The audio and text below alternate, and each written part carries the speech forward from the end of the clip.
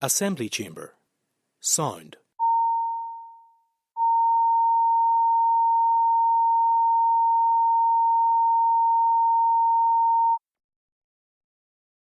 Assembly chamber.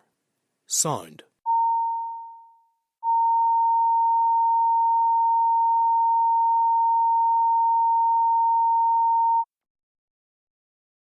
Assembly chamber. Sound.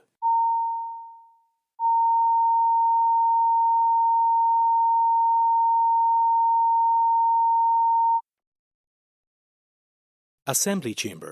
Sound.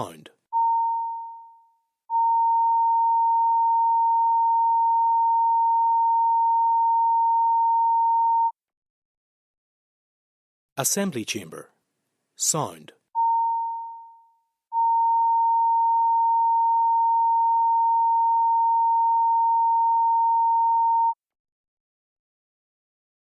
chamber. Sound.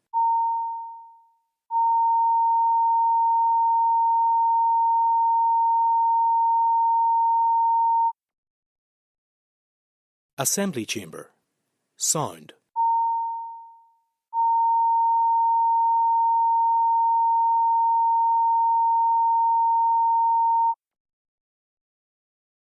Assembly chamber. Sound.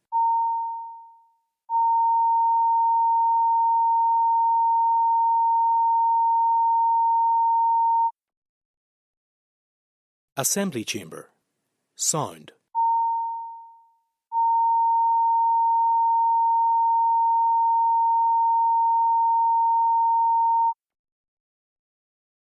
Assembly chamber. Sound.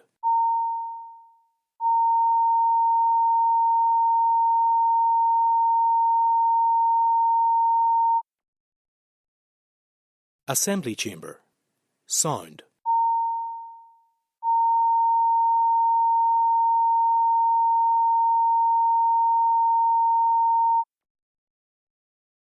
Assembly chamber. Sound.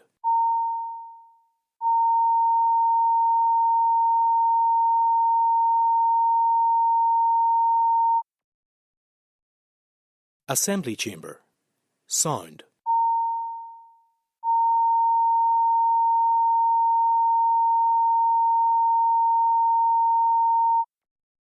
Assembly chamber. Sound. Assembly chamber. Sound.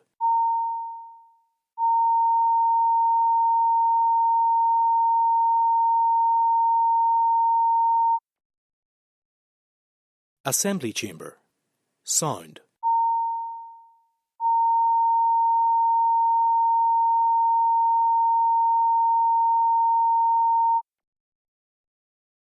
Assembly chamber. Sound.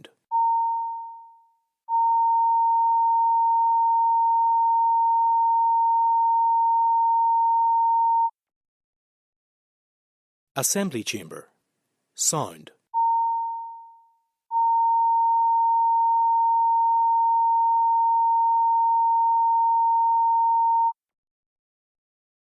Assembly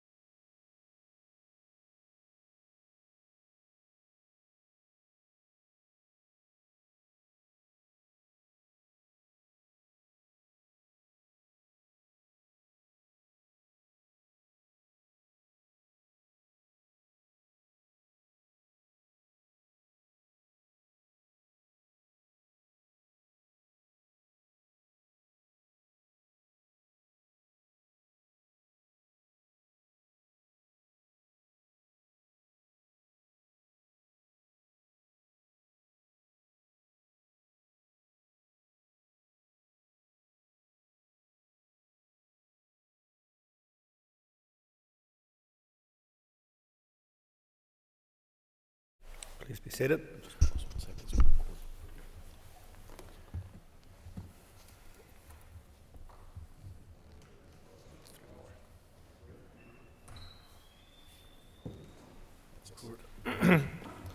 The Magistrate has been given leave to make a statement on the High Court judgment on the Illegal Migration Act, which fulfils the criteria set out in Standing Order 24. If other members wish to be called, they should do so by rising in their places and continuing to do so. All members called will have up to 3 minutes to speak on the subject. I remind members that interventions are not permitted. I will not take any points of order on this or any other matter until this item of business is concluded. Mr. Alister. Thank you, Mr. Speaker. Yesterday in our High Court there was a judgment of immense constitutional significance. Constitutional significance in that an act of the Sovereign Parliament of the United Kingdom was overruled and set aside because of the supremacy of EU law, a supremacy that is bestowed by Article 2 of the sovereignty-grabbing protocol, subjecting Northern Ireland alone within the United Kingdom to its supremacy, its laws and its rights. And the consequence, of course, given the subject, is that Northern Ireland now will become a magnet for illegal migrants flooding into Northern Ireland to escape the consequences potentially which lie within the Rwanda scheme. The political consequences also extend to the fact that yesterday's judgment saw the wheels come off the safeguarding the Union document, the DUP's document, that brought them back to this House. Because in that document, which the DUP bought and sold to the people of Northern Ireland, there was a blatant lie in paragraph 46, where it says the Windsor framework applies only in respect of trade in goods. I and others told them that was not so, and now the High Court equally says that it is not so. And yet we had DUP figures protesting the provenance of the Safeguarding the Union document, Gavin Robinson telling us that it was important in maintaining and securing our position in the United Kingdom. Mr. Brooks of this House, in an article penned under his name in the newsletter, telling us it had ended dynamic alignment. And yet yesterday, paragraph 65 of the judgment expressly declares that dynamic alignment continues with EU law, with Jeffrey Donaldson and the Secretary of State waving the document in Hillsborough House. It was the DUP's document. The wheels have now come off, and my call to the DUP today is to now disavow this union dismantling document. It is a document which was a contrived fable and a dangerous deceit and needs to be disavowed by any unionist. David Brooks. Mr. Speaker, this is the Rwanda issue and how it applies to Northern Ireland is something that the DUP has long warned about. It is imperative that immigration policy applies equally across every part of the United Kingdom, and we as unionists are clear that our national parliament should have the ability to make decisions on immigration that are applicable on a national basis. We repeatedly warned that the government's efforts on immigration and other issues would not apply in Northern Ireland because of Article 2 of the Protocol. The government repeatedly closed its mind to the incompatibility of the Rwanda legislation with the Northern Ireland Protocol, yet our concerns have been accepted by the High Court in Belfast. We presented the government with an opportunity during the passage of the Safety of Rwanda Bill in the House of Commons and the Lords to accept an amendment which would have put beyond doubt what it claims to be the case around the operation of the scheme. It is telling that it chose not to do so.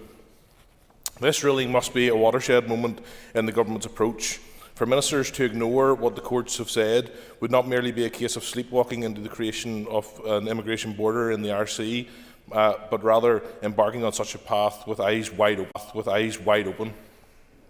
If that were not the case, If that were not the case, it would not only be a constitutional affront, but it would make Northern Ireland a magnet for asylum seekers seeking to escape enforcement in the rest of the United Kingdom. What our critics are trying to say is that we should not bank and we should abandon any of the progress that has been made through the safeguarding of the Union paper in favour of no progress on any issues of import to Northern Ireland's economic and constitutional interests within the United Kingdom. Such an outlook has not and will not further the cause of unionism in this place. In command paper, they stem from the withdrawal agreement and the protocol that this party voted against in the House of Commons, but some of our detractors and their friends did not. Thank you, Mr. Speaker. The High Court judgment yesterday proves that the British government's illegal Migration Act is unworkable and not compliant with human rights. We want to see an immigration system which is fair, effective, enforced and, above all, human rights compliant. This legislation is cruel and inhumane and has been rightly criticised and challenged by human rights bodies, including the Human Rights Commission. The British government must now listen to these concerns and the High Court judgment and ensure that there is no diminution of rights as promised in previous agreements. Paula Bradshaw. We in the Alliance Party welcome the High Court ruling yesterday and congratulate the Northern Ireland Human Rights Commission for taking this case. Over recent years, my colleague Stephen Farry has been highlighting how UK immigration policy has contradicted human rights protections in Northern Ireland. Mr. Speaker, it is encouraging that the Windsor Framework and behind it the Good Friday Agreement itself are protecting Northern Ireland from the UK Government's horrible immigration legislation over the course of this Parliament. This ruling will hopefully have implications for the appalling Rwanda Act. The UK Government should now repeal both acts and put in place an alternative humanitarian policy for dealing with migration based on the provision of more safe and legal routes, faster processing of asylum claims and better focus on integrating refugees into our economy and society. Ultimately, we need to challenge and change the toxic narrative that has grown around immigration and refugees over recent years. Migration is a global reality, yet relatively few migrants are coming to the UK and Ireland as opposed to the rest of the world.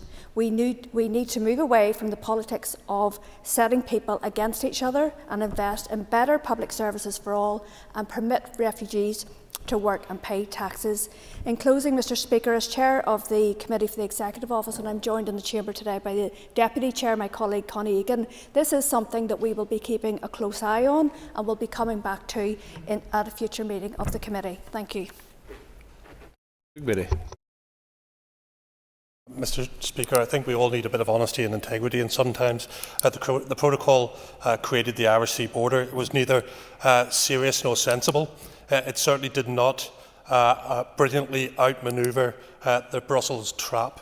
The Windsor Framework did not get rid of the Irish Sea border. 2 years of boycott did not get rid of the Irish Sea border. Safeguarding the Union document did not get rid of the Irish Sea border.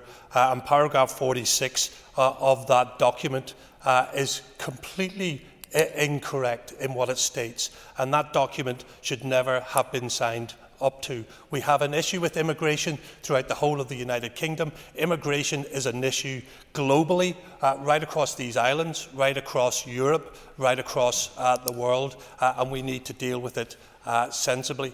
But we need to stand up and be absolutely honest with where we are and with our people who are out there and looking in. The Safeguarding the Union document achieved absolutely zero after 2 years of one-to-one negotiations with the government.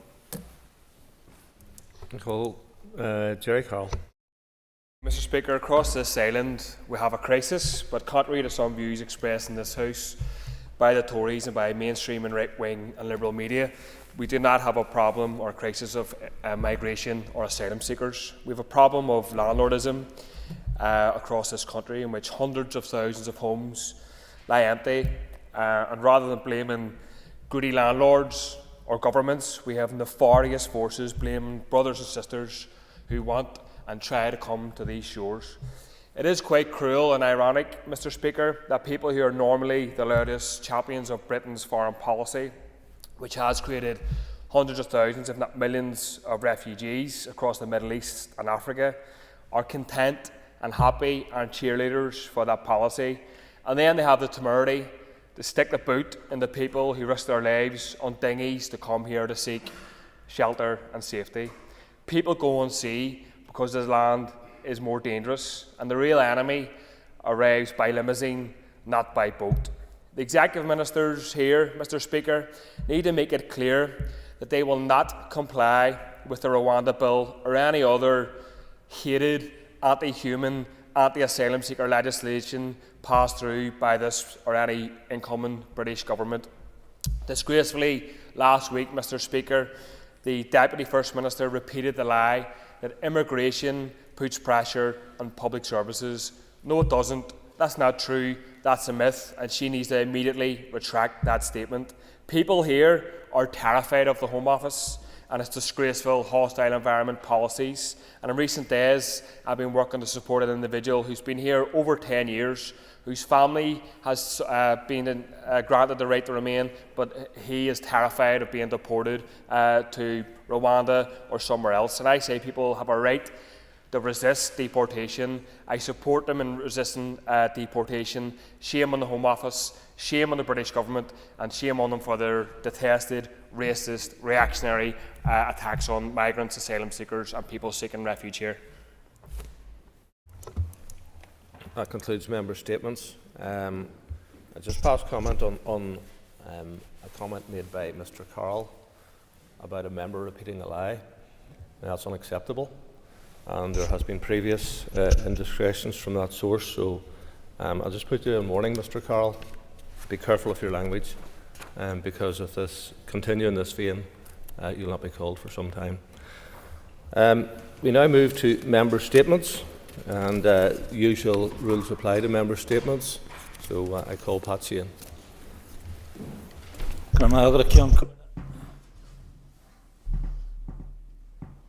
Thank you, Mr. Speaker.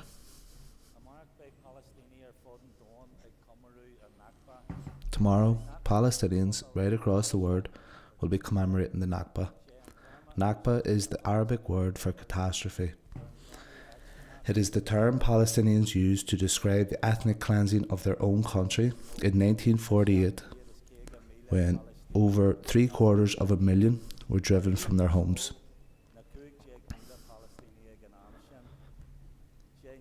Nakba is also the term they use to describe the ongoing displacement and persecution. Even though the Zionists fulfilled their dream of establishing their own Jewish homeland in Palestine in 1948, the process of ethnic cleansing and displacement carried on. During the Arab-Israeli War in 1967, the Israelis occupied what was left of the Palestinian territories: East Jerusalem, the West Bank and Gaza, and they still occupy those territories. That's why they are called the occupied territories. We know also that the Israelis are continuing to build illegal settlements on land stolen from the Palestinians. In the last year, the Israelis have killed more than 400 Palestinians in the West Bank. Therefore, when I hear in the media that the killing only began on the 7th of October last year, I know that this is just a lie and propaganda. Now there's more than 35,000 dead in Gaza, most of them children and women. But among the dead are also doctors, journalists and aid workers. Hospitals, schools, universities, churches and mosques have also been destroyed. Netanyahu cares nothing about the lives of people in Gaza, much less the institutions that sustain life. But he can't kill every Palestinian. That is not going to happen. For a resolution to happen, there must be an immediate ceasefire. The Israelis must allow humanitarian aid in and completely withdraw all their military. The occupation must end, and at the end of the day, there must be an independent Palestinian state. Thank you. Don Buchanan. Thank you, Mr. Speaker. I rise today to bring some good news with regards to Queen Elizabeth II Primary School in West Tyrone. Queen Elizabeth II Primary School, Kilskerry in West Tyrone, was built and opened in 1953 during the Queen's coronation year and was only one of 2 schools to be named after Her late Majesty Queen Elizabeth II. For over 70 years, this school served the rural community with distinction, providing a high quality of educational excellence. At its last ETI inspection, the report deemed the school outstanding in its quality of educational achievement, as having stable enrolment trends, as being in a sound financial position, demonstrating strong leadership and management, strong links with all sections of the community, a vibrant school within the rural community. Yet despite this excellent report, the Education Authority decided that because it failed to meet their 105 pupil enrolment policy, it should close. Since 2017, the Education Authority, through their area planning, did all in their power to close this school, the very hub of the rural community, with closure planned for the summer of this year. However, back in April, the closure plans were postponed by the Education Minister, and having then reviewed the Education Authority's recommendations for closure, he decided he declined to approve them as of yesterday, resulting in the Queen Elizabeth II Primary School being allowed to remain open. The axe of closure has now been lifted and the school can remain open. This is an excellent result, indeed the correct result for this school and the rural community. And on behalf of the Board of Governors, the teachers and parents, I want to pass on their thanks to the Minister for his intervention on this matter. However, I do want to issue a challenge to the Education Authority that rather than pursuing their aims to close the smaller rural schools that are in such good standing, ripping the heart of the rural communities, they must pursue a different agenda by working in collaboration with the smaller rural schools to help strengthen and sustain them through a number of various other mechanisms. While the Parents' Board of Governors and teaching staff at Queen Elizabeth II Primary School have demonstrated great resilience over the past 5 years of the EA's pursuit of closure, I challenge them now to work with the school to repair the damage that they have caused them over these years. Thank you, Mr. Thank you, Mr. Speaker, and hopefully maybe lift the mood just a little bit. But the European Science on Stage Festival this year will take place in mid-August in Turku, Finland. So I'd just like to give a shout out to Mrs. Hawthorne, Head of Science at Banbridge High School, who has been selected to be part of the UK team travelling to Finland to represent their innovative teaching ideas. Mrs. Hawthorne is the only teacher from Northern Ireland selected to attend, and she will be part of 450 primary and secondary teachers from all over Europe who will share their most creative ideas of STEM at stands, at workshops and highlight sessions. The theme is sustainability in STEM, and Mrs. Hawthorne's ideas will form part of a programme of events which will include over 30 countries. So I know that our fellow teachers, pupils and parents will all be very proud of Mrs. Hawthorne's achievements, and they will be wishing her well, and I know that this House will also wish her well. They are now in the game of fundraising to make sure she can get there and have the equipment to be able to present her ideas. So anybody here who has the ability to help with that fundraising or know of a really good minister who might be able to give some money towards that, I think that would be very much appreciated. Thank you, Mr. Speaker. Paula Bradshaw. Speaker, I would like to congratulate Ballinafie Community Development Association for reaching 50 years of service to the Mid-Ormer Road community last week. I recently visited the centre and was blown away by the breadth and quality of projects and services delivered through this busy resource centre. It is worth noting that Ballinafie Community Development Association was established in 1974 by a collective of local residents who were concerned about growing sectarian tension in the area and unfortunately a degree of ethnic cleansing. These residents were also concerned about a lack of social housing in the area and how this was impacting on its ability, the neighbourhood's ability to maintain its original harmony as a shared neighbourhood. To this day, this remains its core purpose, to build a shared neighbourhood and provide a safe and welcoming place for people from all backgrounds. The success of the community house is based on its blend of its core projects, which includes its advice centre, its summer scheme, talking therapies and health and wellbeing programme, and also housing other organisations such as Migrant Help and the Belfast City of Sanctuary. It also provides space to 130 other groups that meet there on a regular basis. Groups that include Narcotics Anonymous, Overeaters Anonymous, dance groups, arts projects and so on. In closing, Mr Speaker, I would like to highlight its vision. Our vision is of a vibrant and diverse neighbourhood with a generous spirit supported by a dynamic community association which acts as a catalyst for change and development. I think this is a vision that we can all get behind for our entire society. Thank you.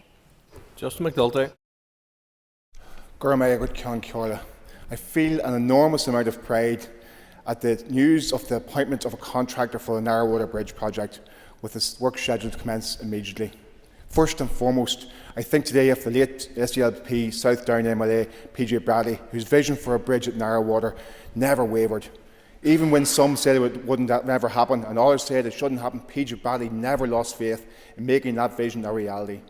Indeed, even after PJ's passing, his daughter Sinead Bradley, who succeeded him as an MLA, fought tooth and nail to ensure that the Narrowwater Bridge project was included in the new decade New Approach deal in 2020.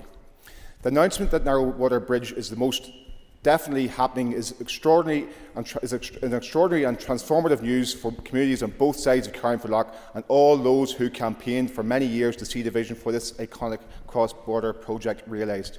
I want to pay tribute to the Irish Government for their commitment to the Narrowwater Bridge project. It is worth noting that they are the sole funders of this project, and through the auspices of the then Taoiseach Micheál Martin's Shared Isle Units, they had the foresight and the wisdom to facilitate the inclusion of a lifting bridge to keep the local maritime history alive and to preserve access to the historic Albert Basin and Newry Ship Canal, and the oldest shipping canal on these islands. Cancórla, I must confess, however, that some of my delight is tinged with dismay, and I'm scratching my head, literally scratching my head at the fact that the forward-thinking nature of this project is presently being undermined by the short-sighted and ill-guided decision in the same month by a Sinn Féin infrastructure minister to cement the decision on a fixed bridge merely a few hundred metres upstream in the estuary. My party's vision for the delivery of a truly north-south project at Narrowwater is being countermanded by the baffling fixed bridge decision in Southern Relief Road. So much for Sinn Féin's All-Ireland vision, or is that just for posters and echo chambers? I have lobbied extremely extensively for the reversal of this decision. My colleagues on the Newry, Mourne and Down District Council have called on the Minister to see sense. I hope beyond hope that today's announcement and the realisation that Narrowwater Bridge is progressing at pace will encourage the Minister to wake up and see the error of his ways. That is my message, and I won't be letting it go. We have come too far, and too many have fought too hard to have this visionary project overshadowed by bureaucratic, small-minded, no-vision nonsense. I want to reflect on the announcement yesterday of the awarding of the contract to build Narrowwater Bridge, and it definitely feels like a watershed moment for the people of South Down and those who live around the Carnforth Lough region, because of course this is a cross-border project, and the people who I represent have waited decades for this transformative project to finally get off the ground, and it really feels like we're at that point now. And the reason why we have waited so long and persevered to have this project realised is because we know that it is more than just an infrastructure project. Narrowwater Bridge, as I've said before, is key to unlocking the huge tourism and economic potential that we have in South Down and across the Carnforth Lough region. And I want to pay tribute to those community groups and politicians from right across the spectrum who've kept faith with this project, and particularly my Sinn Féin colleagues on both sides of the lough. for keeping this project firmly on the agenda of both governments over the decades. But it is the people of South Down, of Warrenpoint, of Cooley as well in County Louth and across South Down who really pushed this project and made us strive to be where we are today at the cusp of this project actually breaking ground. We look forward to seeing the Narrow Water Bridge progress at pace now, but of course building the bridge is just the starting point.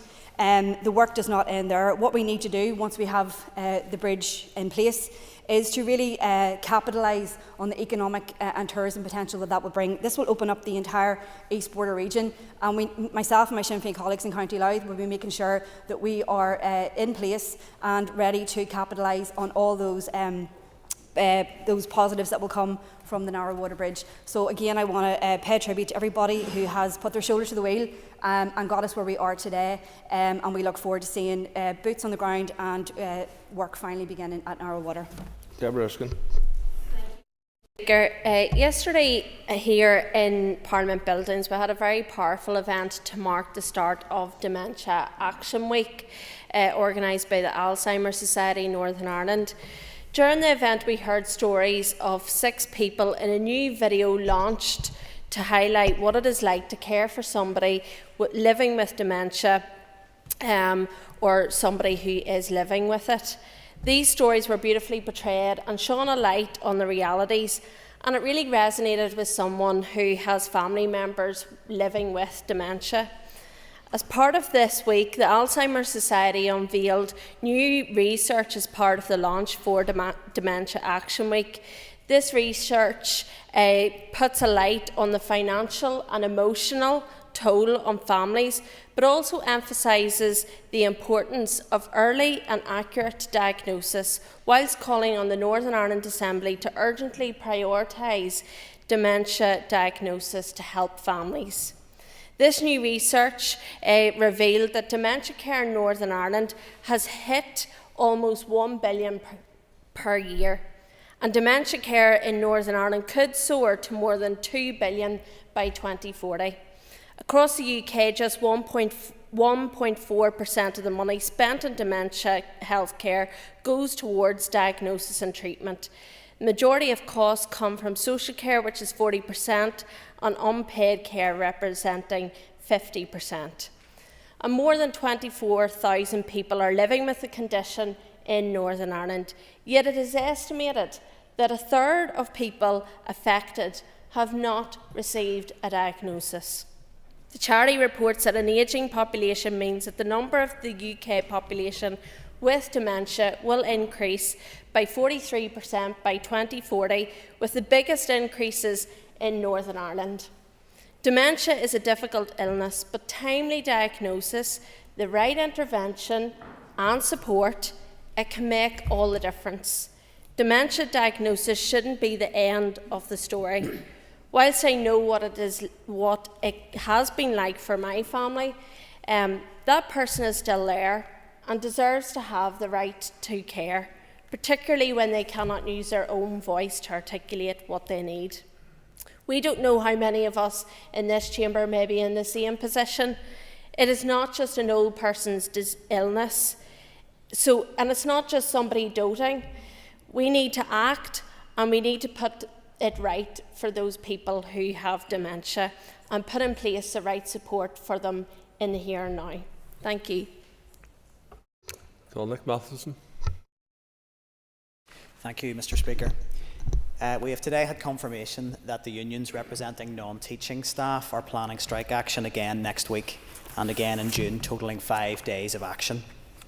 Non-teaching staff were rightly dismayed when the Finance Minister did not allocate any budget to the long overdue pay and grading review, instead leaving us reliant on reprofiling of transformation monies from Treasury to fund this. This is not how we should be funding vital interventions in our education system, and it remains profoundly disappointing this was not delivered via the appropriate budget allocation. And parents will be deeply concerned. We know this will impact children with special educational needs and special schools disproportionately. The most vulnerable children and families under the most strain should not be the ones who pay the price for the failure to deliver the pay and grading review over many, many years. And neither should we be pitting workers vital to the education system against parents and children.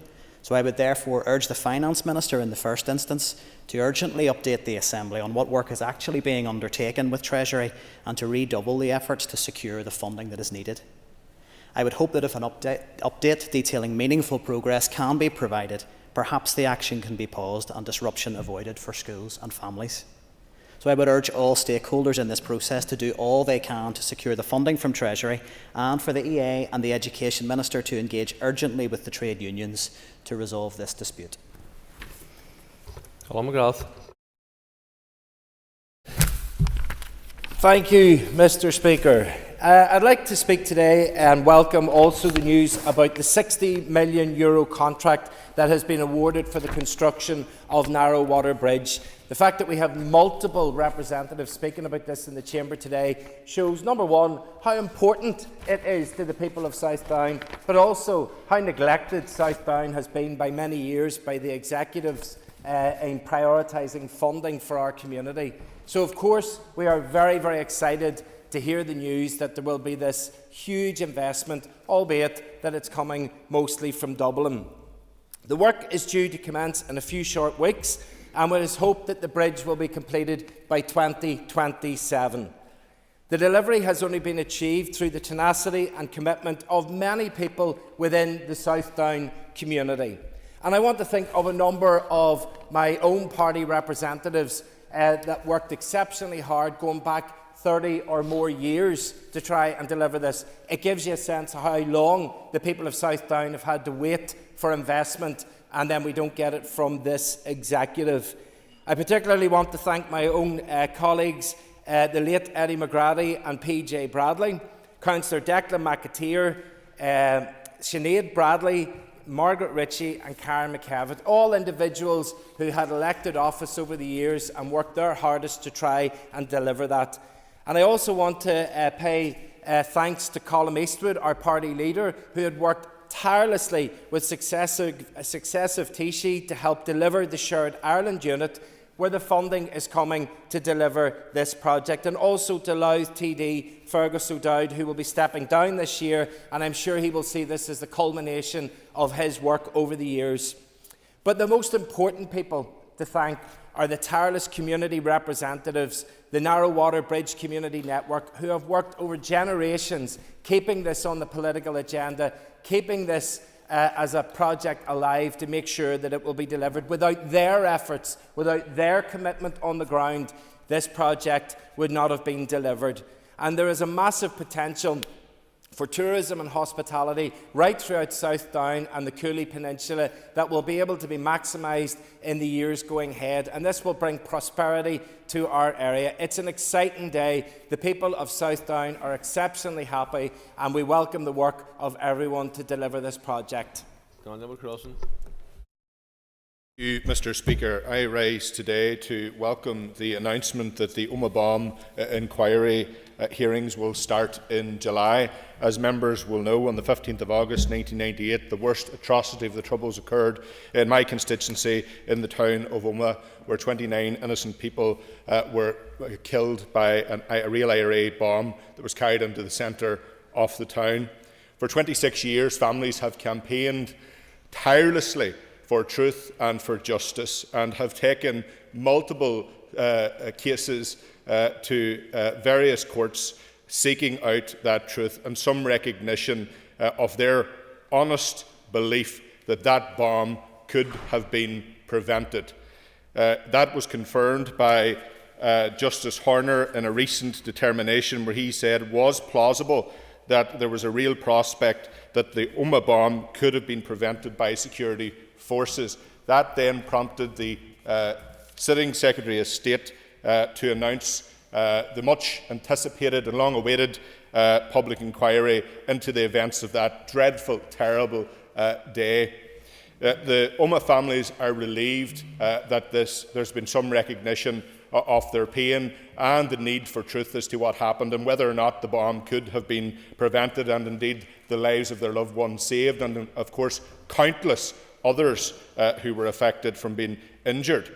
and I would hope that this inquiry will shine a very bright light on some of the very real concerns that I and other elected representatives for West Tyrone have had as representatives of the people of Omagh, but also the families that have worked tirelessly to seek out this truth. And I think today on Michael Gallagher, who lost his son, on Stanley McComb, who lost his wife, on Kevin Skelton, who lost his wife, and the countless other Omagh families that have waited for this to begin. This will be a tough time for the people of Omagh and Tyrone and beyond, as we all remember the deep and lasting scars of that terrible, terrible day.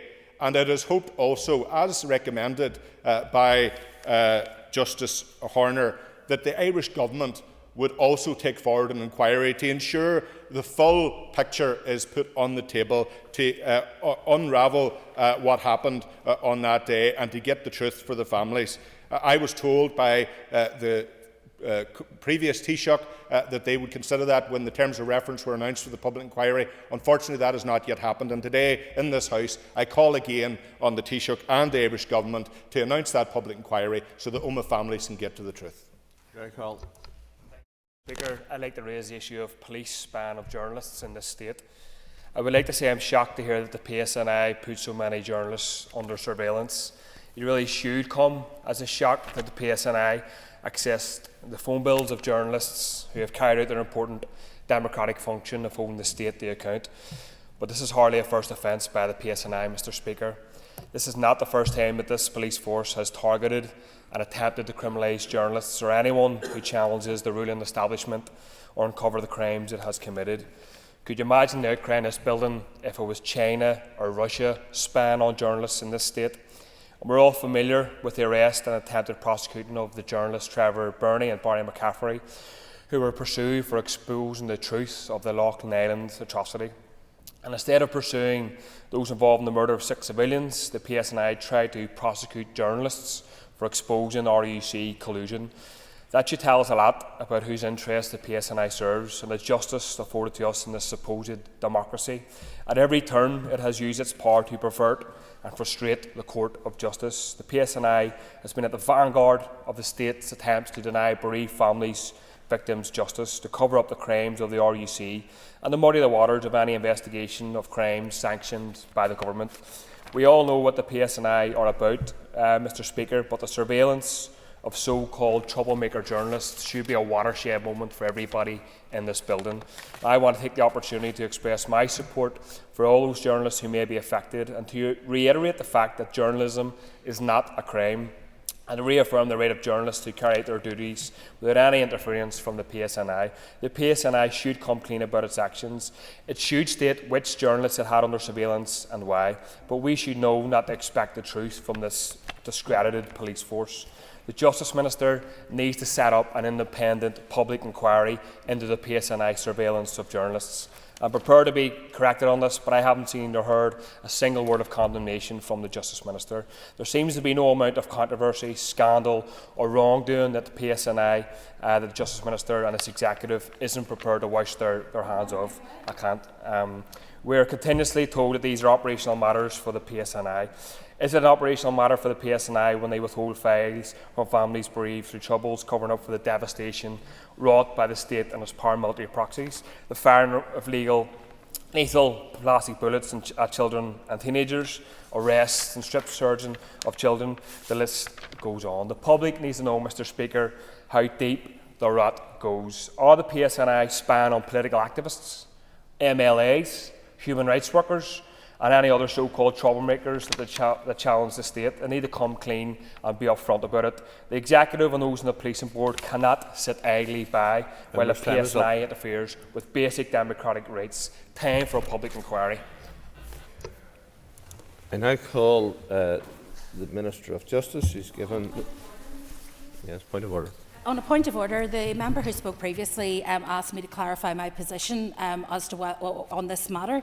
To be clear, this is first and primarily, as I have said in public statements, contrary to what the member has suggested, a matter for the policing board. That doesn't mean that there would be no involvement in the Department of Justice were the policing board not to be able to take it forward, but it does mean that it is first and primarily for them, and I have indeed spoken publicly on the issue.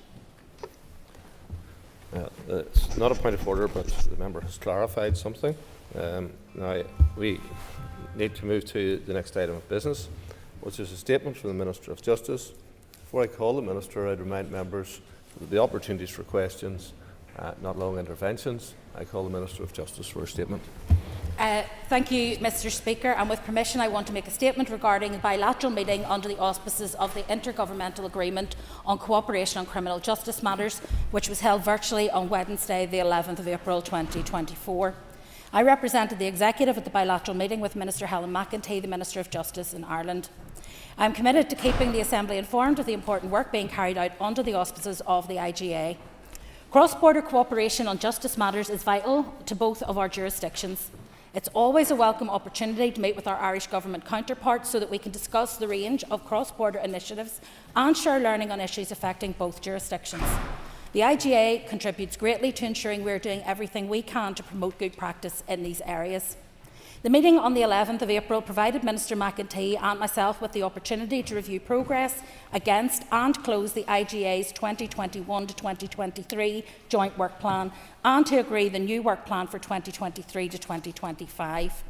The development and enhancement of cooperation under the agreement is taken forward by a number of project advisory groups covering the areas of public protection, forensic science, youth justice, victims' issues and criminal justice and social diversity issues.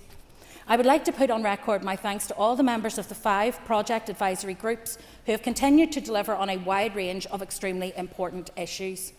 I would like to provide members with a summary of some of the key highlights of work which was completed under the previous work programme and provide a flavour of some of the issues that the IGA project advisory groups will be focusing on during the next reporting period.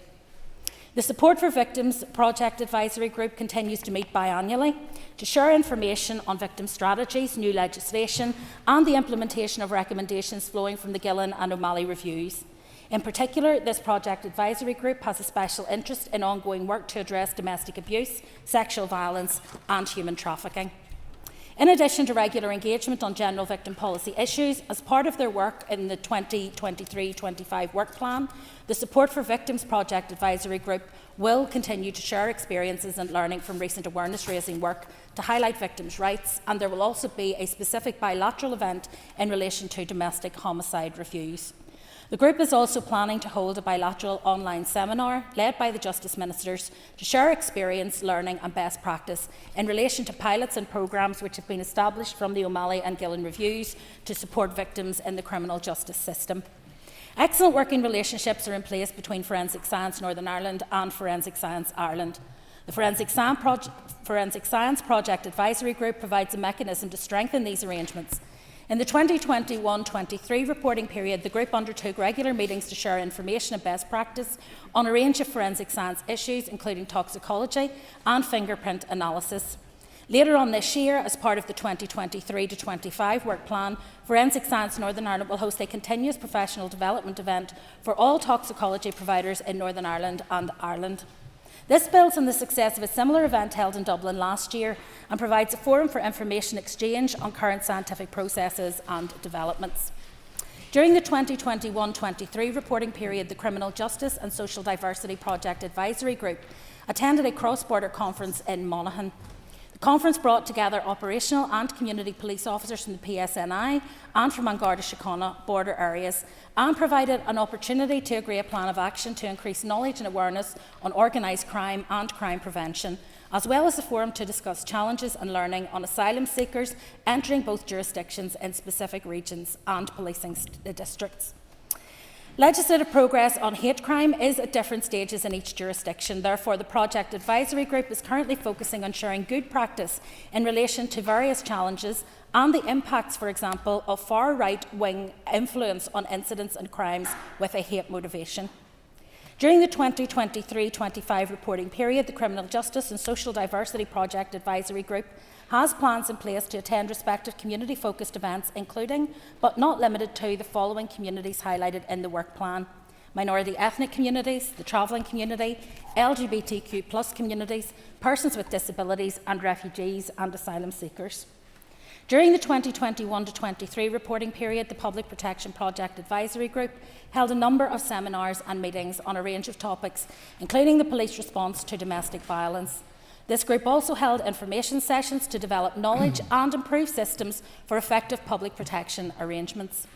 The annual seminar is a highlight in the Public Protection Work Plan and provides a valuable opportunity for the criminal justice agencies, policymakers and practitioners to come together and enhance cooperation and further develop capability and learning from each other in areas of mutual interest.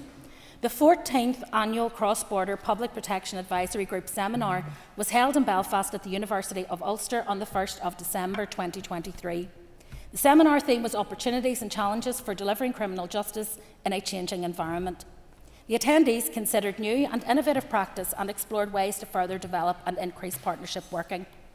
Formal arrangements between the Probation Service and Probation Board for Northern Ireland for the management of offenders moving between jurisdictions was revised and signed off by both services in March 2022.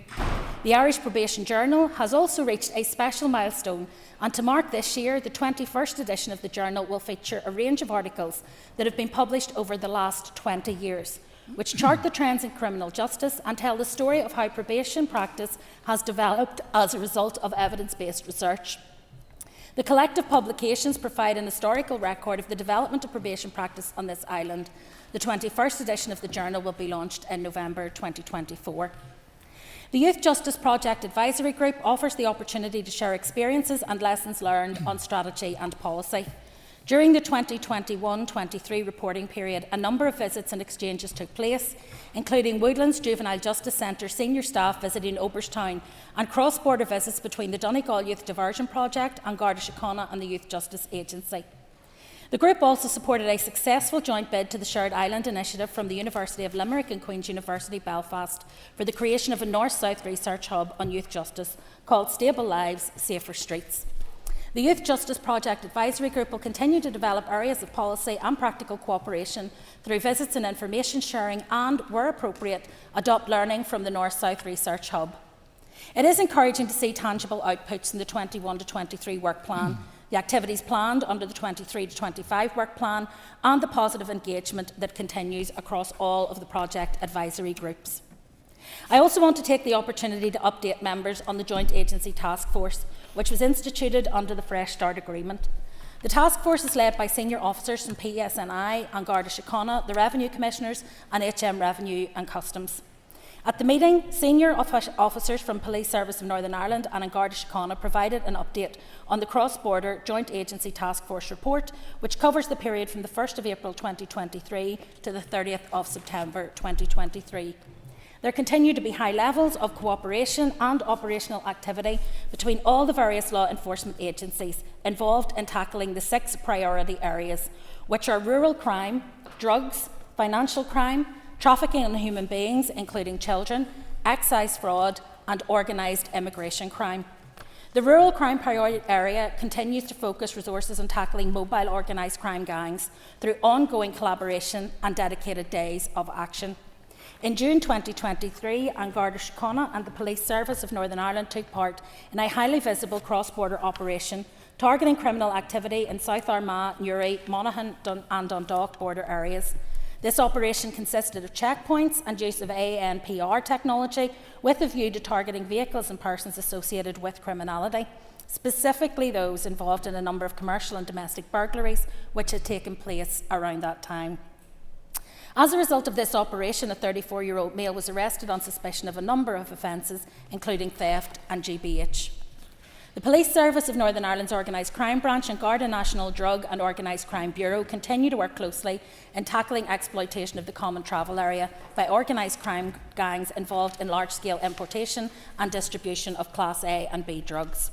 The consistent collaborative engagement has resulted in increased levels of detections at ports within both jurisdictions, revealing highly sophisticated concealment methods being used by organised crime gangs to import Class A drugs in particular.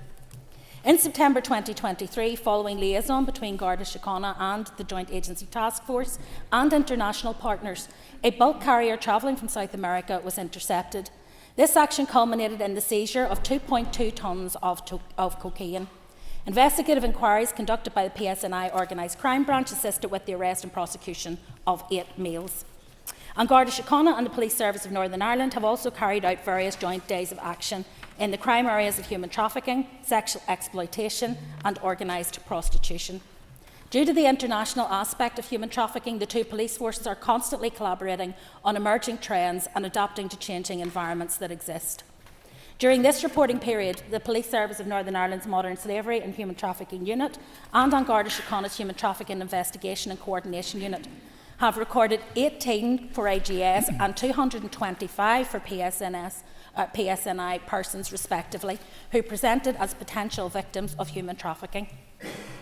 Detectives from the Police Service of Northern Ireland's Modern Slavery and Human Trafficking Unit carried out a significant operation into the activities of an organised crime gang suspected of being involved in the trafficking of young women into Northern Ireland for the purposes of sexual exploitation. The operation resulted in the arrest of 2 males and 1 female for sexual exploitation, prostitution, money laundering related to those offences.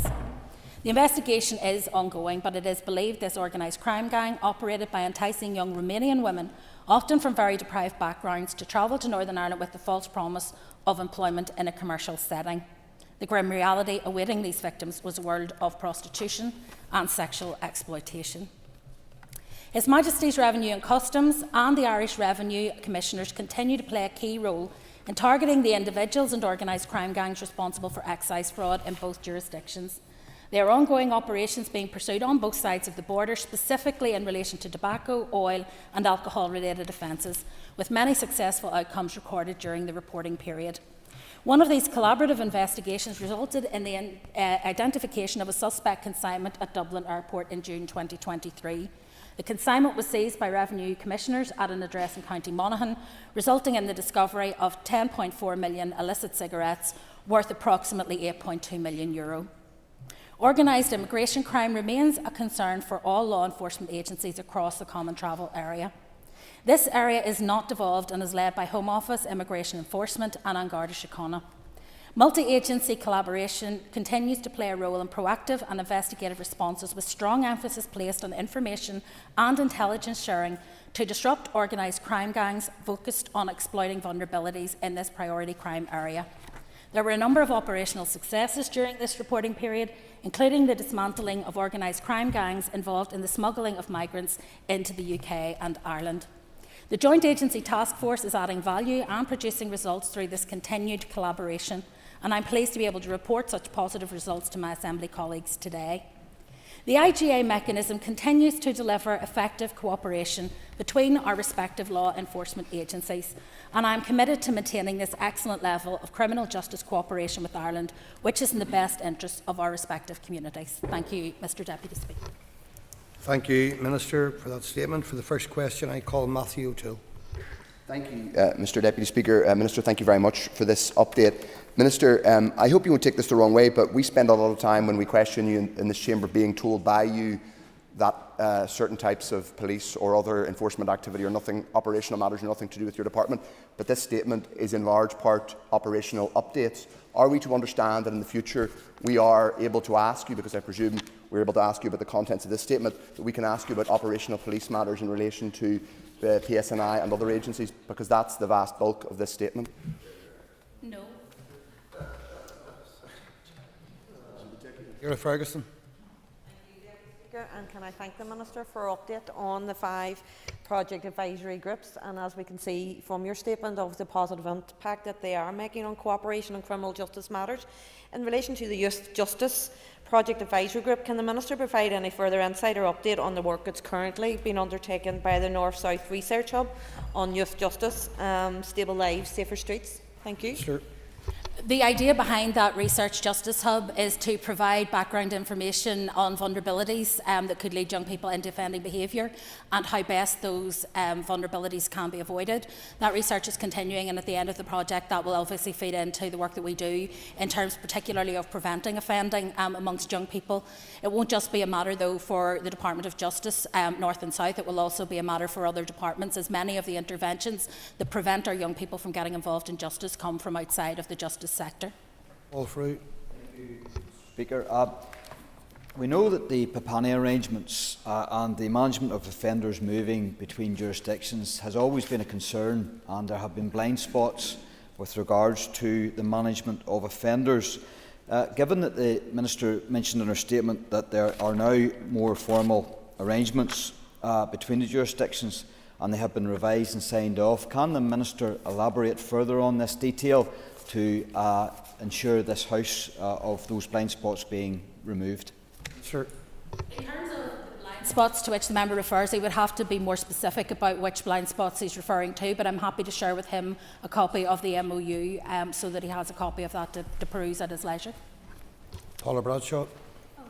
Thank you, Deputy Speaker. Thank you, Minister, for your statement. Can you please outline how your department engages with law enforcement colleagues in the South, both operationally and strategically? Thank you.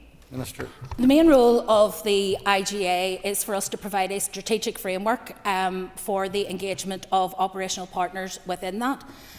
So, for example, where I am answerable, for example, for the work that is done by forensic science and others, we would be involved directly in trying to set out that strategic cooperation to ensure that where there is best practice and good learning, we're able to benefit from that on a cross-jurisdictional basis.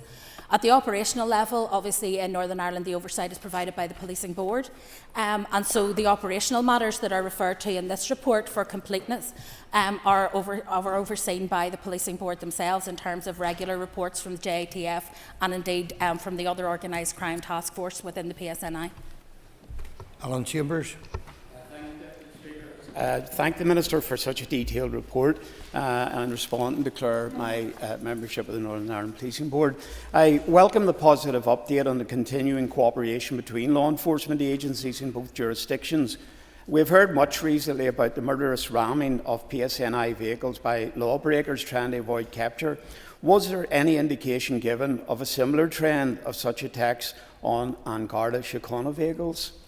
Sure. The matter was not discussed as part of the IGA. The issues which we deal with through the IGA specifically are circumscribed by the list of particular headings that I read out earlier.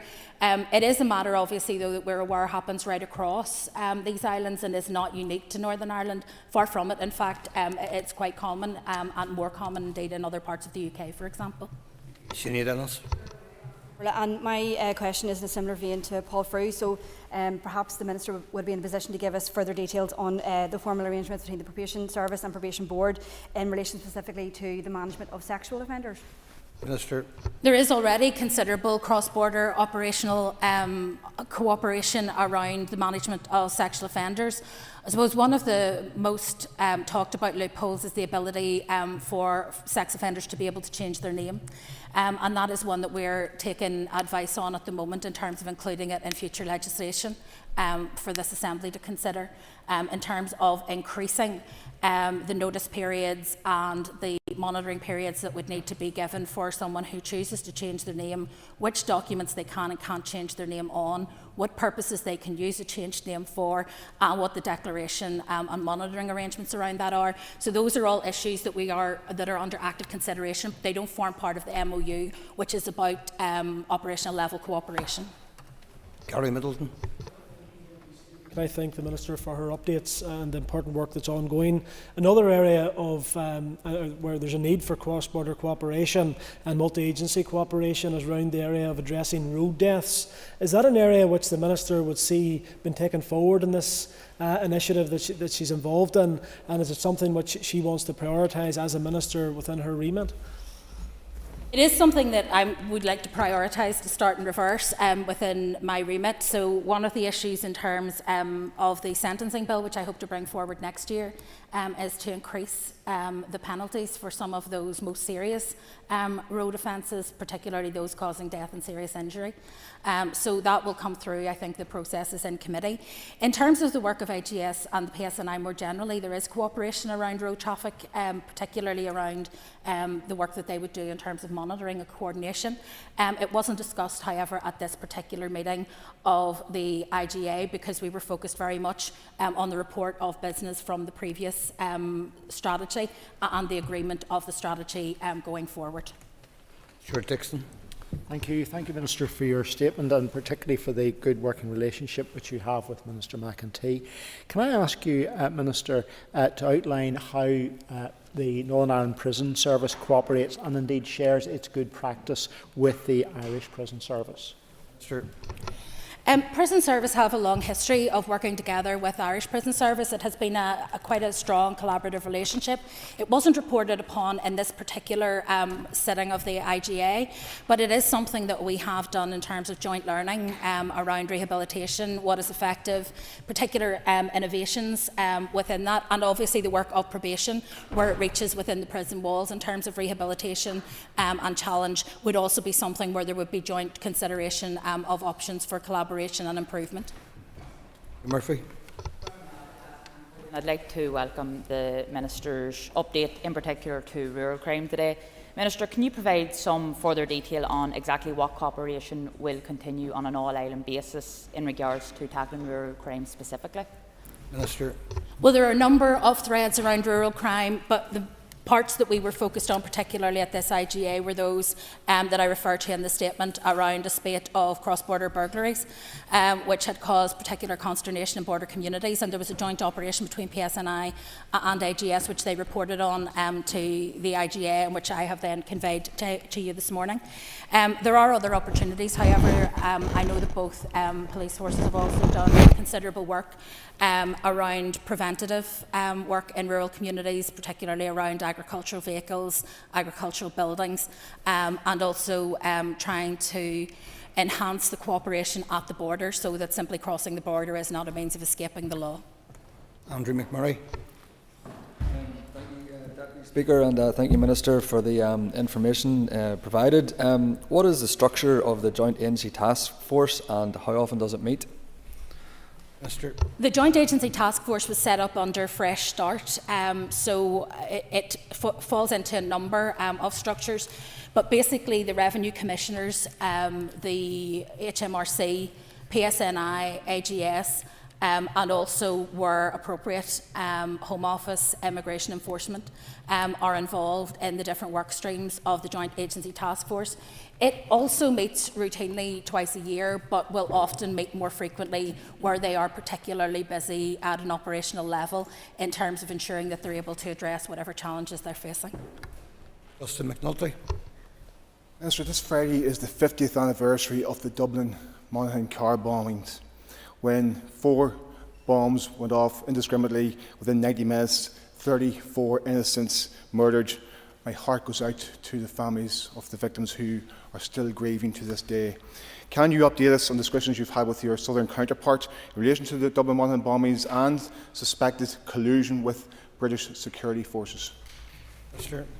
Well, first of all, I would like to associate myself with the remarks that the member has made with regards to those families who are still grieving many years after those horrific incidents.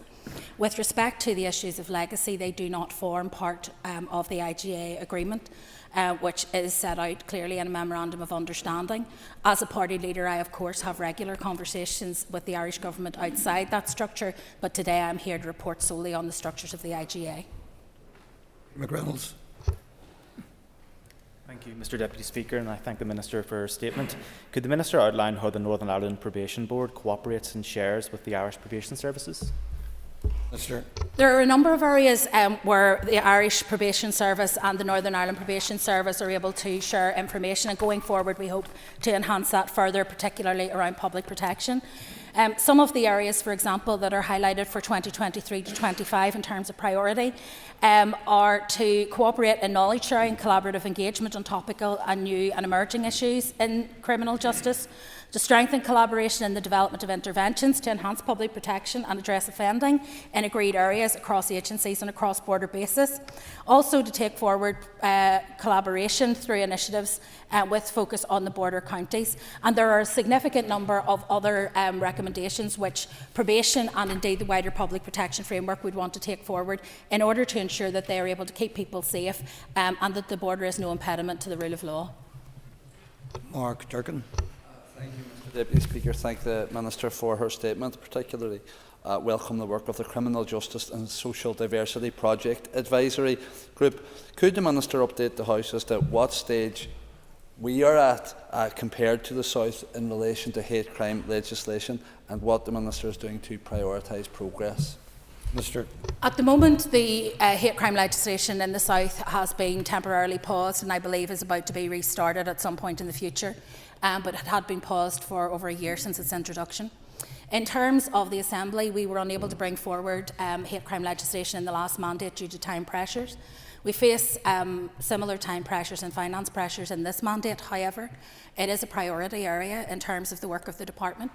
At the moment, I'm looking at two specific options which I want to consider further in terms of how we advance hate crime legislation in Northern Ireland. So we've settled on a model which is to do with statutory aggravators as the best way to deal with hate crime in Northern Ireland. And there are two opportunities within this mandate when that may be able to be advanced. One would be through the sentencing bill, and the other would be through the Victims of Crime bill towards the end of the mandate. So we are currently considering which is the best vehicle and most appropriate vehicle. The advantage of the sentencing bill would be to bring things forward. The advantage of the Victims bill would be to contextualise it in the context of victims and provision for victims. Jim Allister. The Minister hides behind the rubric of operational matters, and today her refuge is the terms of reference of the MOU. But she is the Justice Minister. In that capacity, in this forum or any other, has she raised with her counterpart the Dublin Government's attitude to the Omagh bomb inquiry, the refusal to have an inquiry, the inadequacy of their legislation as illustrated by the King's Mills inquest, when it became clear that evidence was taken in secret and in the absence of victims' legal representatives? Are those matters that she has ever raised? And if not, why not? Mr. Well, first of all, I would correct the member in his assertion that I hide. I'm standing here in plain sight answering questions on those matters which are my departmental responsibility. I am not here to answer questions on those matters which pertain to me as leader of the Alliance Party. If we want to introduce, Mr. Speaker, ask the leaders' debate session in the Assembly, I'm up for that too. But that is a matter for procedures and for the Speaker, not for me. I am aware that I am the Justice Minister. It's one of the few things that the member has said that's accurate. And on that basis, I'm also well aware of what my responsibilities are. And I have set out very clearly today the issues on which I have engaged as part of the IGA process. The Minister asked if more widely I had raised some of those issues with the Irish Government, and if not, why not? I have raised some of those issues, not necessarily in the terms that he raised them in this chamber, but I have not raised them through the IGA because they do not pertain to these responsibilities within the IGA, which is the purpose of this statement. That concludes the questions on the Minister's statement. Could I ask Mr. McNulty? It's getting hot in here. It's a raging disgrace that the Minister for Justice has to make her speech whilst fanning herself. What is the crack with the thermostat? Can we get some temperature control in here, please? I thank the member for raising that. We will see if we can investigate that further. As I was saying, that concludes questions on the statement. Point of order, Mr. O'Toole. From the Speaker's office to have clarity. When I asked the Minister if she was answering on operational matters, she said that she wasn't, but with all due respect, the content of the statement did include a long and significant updates on operational matters. It would be helpful for the Speaker's office to confirm to us whether it is in order for ministers to effectively decline to answer on statements, on the content of statements to the Assembly that they have just given. I'm happy. Members, order. I'm happy to have that referred to the Speaker and the Speaker's office for further advice. Point of order, Minister. The conventions for a minister answering questions in the Justice Department are well established. At the devolution of policing and justice, policing first, justice second, structures were set up to ensure that there was no inappropriate interference in operational matters with policing. I updated people on a meeting which took place, and therefore I, in the context of updating on that meeting, updated members on the updates that I'd received in that meeting. What I answered was a straight question from the member. Would I be in future answering those issues? It's not for you to judge, as you're not in the chair, with all due respect. It was, Mr. Speaker, it was ruled on previously It was ruled on previously that the Justice Minister did not routinely answer questions for those matters which have other oversight structures in the political sphere. Mr Speaker has made it clear some members clearly don't want to accept that ruling. Mr. Wallace, could you just give me a second, please? Members, it's not proper business to continue conversations or jibes when any member, minister or otherwise, is on their feet. I would ask members to take note of that. Mr. Allister.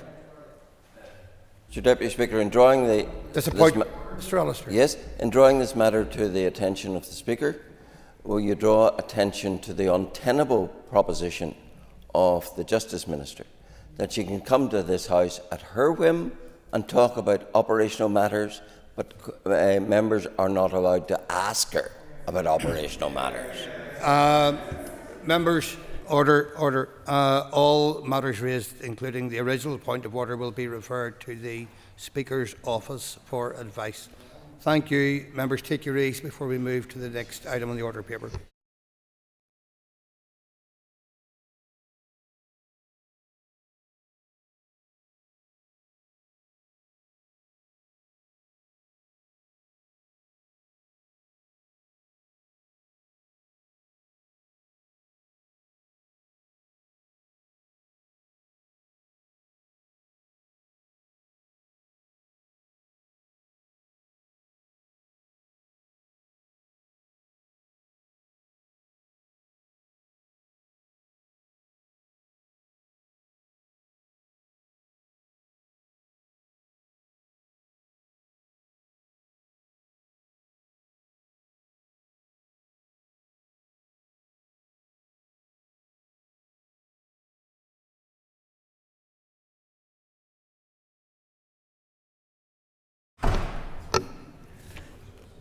Are you all right, Nuala? Okay.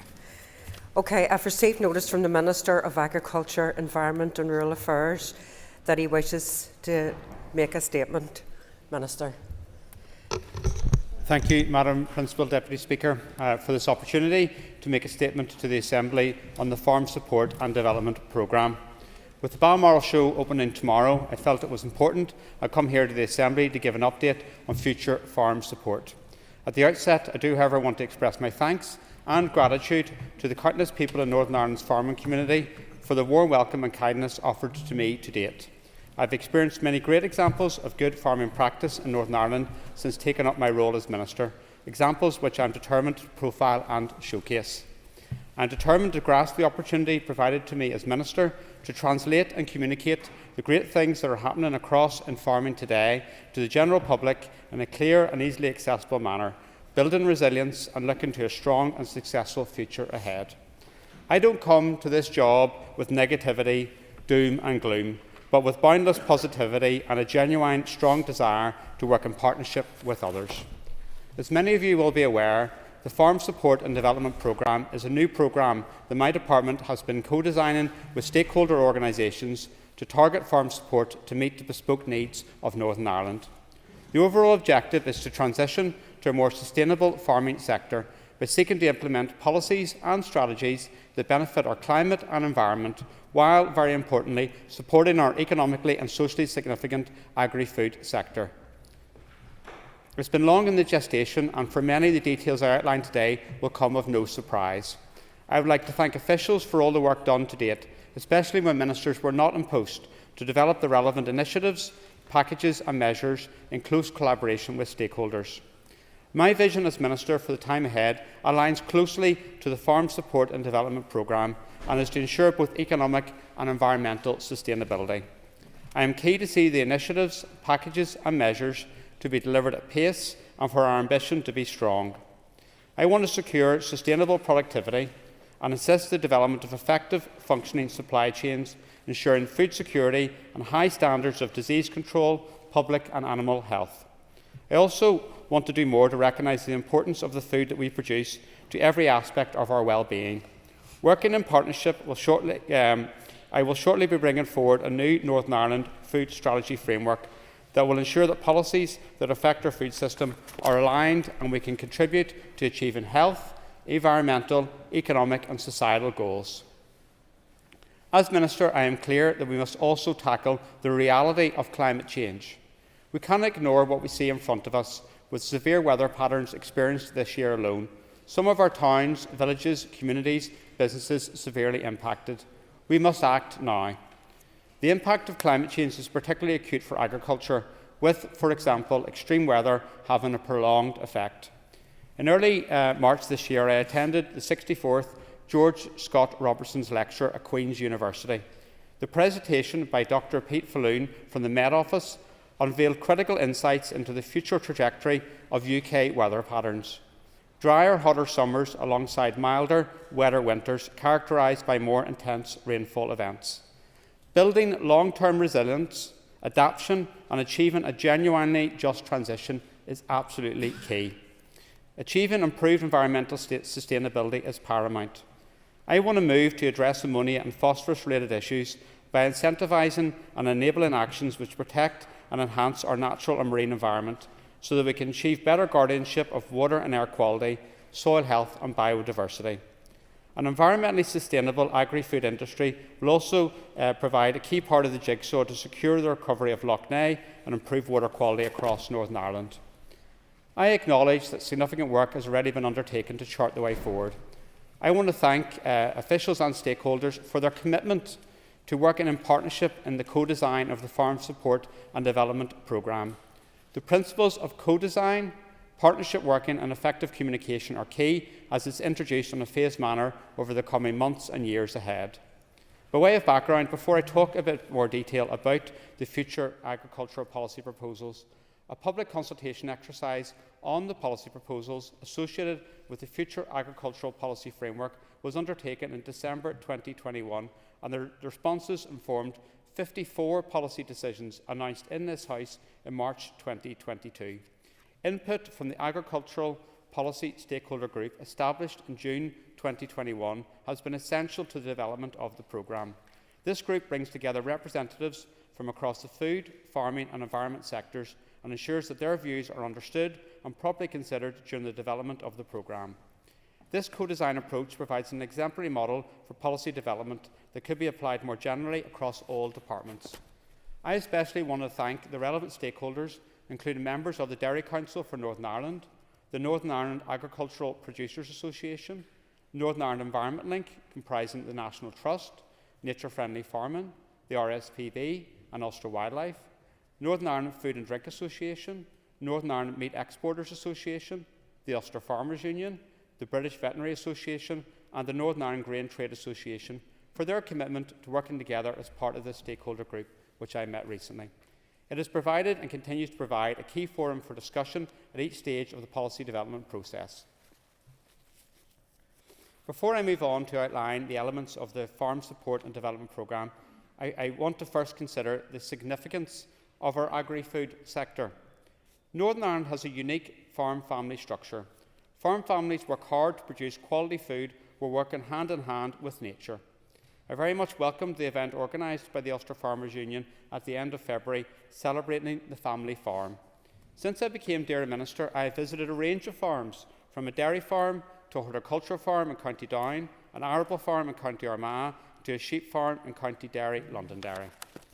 I have noted the massive respect I have heard on many occasions for the work of the College of Agriculture, Food and Rural Enterprise, CAFRE, in educating those coming into the sector and those managing our farm businesses. What farmers produce is literally life-giving in terms of sustenance to millions of people and life-affirming in terms of the sector's value to communities, businesses, our environment, indeed the very social fabric of everyday life in Northern Ireland. I have consistently put on the record that we need to call time on the idea that the environment and agriculture be pitted against each other. This is wrong and does a real injustice to the many positive examples of great farming practice across Northern Ireland. Since I became Minister, I have very positive engagement with, amongst others, the Ulster Farmers Union and Northern Ireland Environment Link. At these meetings, I have stressed my desire that we work in partnership to deliver a more resilient, sustainable agri-food sector. As custodians of the countryside, there are many great stories to be told of environmental action and practice, and I intend to continually showcase those. Our farmers are also key to our future food security. Climate change, conflict and population rise will provide challenges to our food supplies, and I am focused on ensuring longer-term solutions to prevent crisis and to preserve our food security. Funding for this programme comes largely from the Treasury's earmarked funding for agriculture, environment and rural support, guaranteed to the end of the current Parliament. Some £329 million has been allocated in this financial year. It is imperative that any future settlement reflects our policy objectives and our ambitions, and is also an absolute minimum. I want to see significant growth in this funding awarded. The Farm Support and Development Programme is made up of a range of schemes and actions that I will outline, some of which have now already been seen as exemplars by my counterparts in the rest of the UK and Ireland. Before I go into detail, I want to reference the concerns about the schemes being overly complicated. I recognise these concerns and have asked that the issue in terms of simplification, accessibility and bureaucracy is now placed as a standing item on the Agricultural Policy Stakeholder Group agenda. I have also asked that each scheme is tested against a set of criteria agreed following consultation with the group to ensure the initiatives, packages and measures are simple and easy to access. As announced in March 2022, the new Farm Sustainability Payment will provide a balance between providing a safety net, which will help a farm business withstand shocks that are beyond its ability to manage effectively, and encouraging farm businesses to be sustainable, efficient, competitive and manage risk proactively. My current plan and assumption is that from 2025, farm businesses will need to activate 5 entitlements of 5 hectares of eligible land to meet the requirements of the Farm Sustainability Transition Payment, and that from 2026 to meet the requirements of the payment going forward. With the introduction of the Farm Sustainability Transition Payment in 2025, current basic scheme entitlements will expire and be replaced with Farm Sustainability Payment entitlements. The full Farm Sustainability Payment is planned to go live in 2026. This will include changes to land eligibility, new farm sustainability standards and a new penalty regime. These changes will be communicated very well in advance. A number of conditionalities are planned, such as compliance with the new farm sustainability standards, participation in the Soil Nutrient Health Scheme, development of a nutrient management plan, the provision of specified genetic profiles or DNA tagging, and on-farm performance data of bovine animals and participation in the carbon footprinting project. As previously announced, the Beef Sustainability Package aims to help ensure the future viability of our beef sector by helping the sector keep pace with its competitors, improve resilience, and importantly, reduce greenhouse gas and ammonia emissions. It comprises 2 elements aimed at improving farm productivity while at the same time reducing greenhouse gas and ammonia emissions. The Beef Carbon Reduction Scheme commenced on the 1st of January 2024. The scheme incentivises farm businesses to reduce the age slaughter of clean beef cattle over a 4-year phased implementation period. The Suckler Cow Scheme is planned to go live in early 2025 to incentivise farm businesses to reduce the age at first calving and/or calving interval of beef-bred suckler cows over a 4-year phased implementation period. CAFRE is providing training to help businesses understand the necessary changes to management practices needed. The environmental challenges that need to be tackled in Northern Ireland are substantial, and I know that. Through the Farming with Nature package, there is significant potential for farm businesses and land managers across all land types in Northern Ireland to make vital positive contributions to tackling these environmental impacts head-on and to be properly recognised by society for doing so. This package will focus initially on halting and reversing the trends in nature decline through maintaining, restoring and creating habitats that are important for species diversity and improving connectivity between habitat areas. Work is ongoing to develop this package, including an orderly transition from the environmental farming scheme. Environmental payments will, as far as possible, seek to recognise and reward the public goods provided. This approach aims to encourage the environment to be seen as another on-farm enterprise and has the potential to become a profit centre within an overall sustainable farming model. It will also assist farm businesses and land managers to make an economic return on the environmental assets that they create and manage appropriately. Whilst work in the Farming with Nature package is not as advanced as other schemes that I have mentioned, I have asked my officials to prioritise this area of work over the coming months. From 2026, the existing cross-compliance requirements will be replaced by the new farm sustainability standards focused on environment, animal and human health and animal welfare issues, where the incidence of non-compliance is either increased or there has been limited improvement in the last 5 years. The exact makeup of these standards and the underpinning set of requirements are currently under development. Applicants to the Farm Sustainability Payment, Beef Sustainability Package and the Farmer with Nature Package will need to comply with these new farm sustainability standards. These standards will have an associated penalty regime, which is also under development. The Soil Nutrient Health Scheme is a groundbreaking policy intervention that is assisting farm businesses in planning their farm nutrient management more effectively, with the long-term aim of reducing agricultural impacts on water quality. The scheme represents an investment of up to £45 million in our farming sector. Participating in the scheme provides farm businesses with important information to help manage soil nutrients and farm carbon.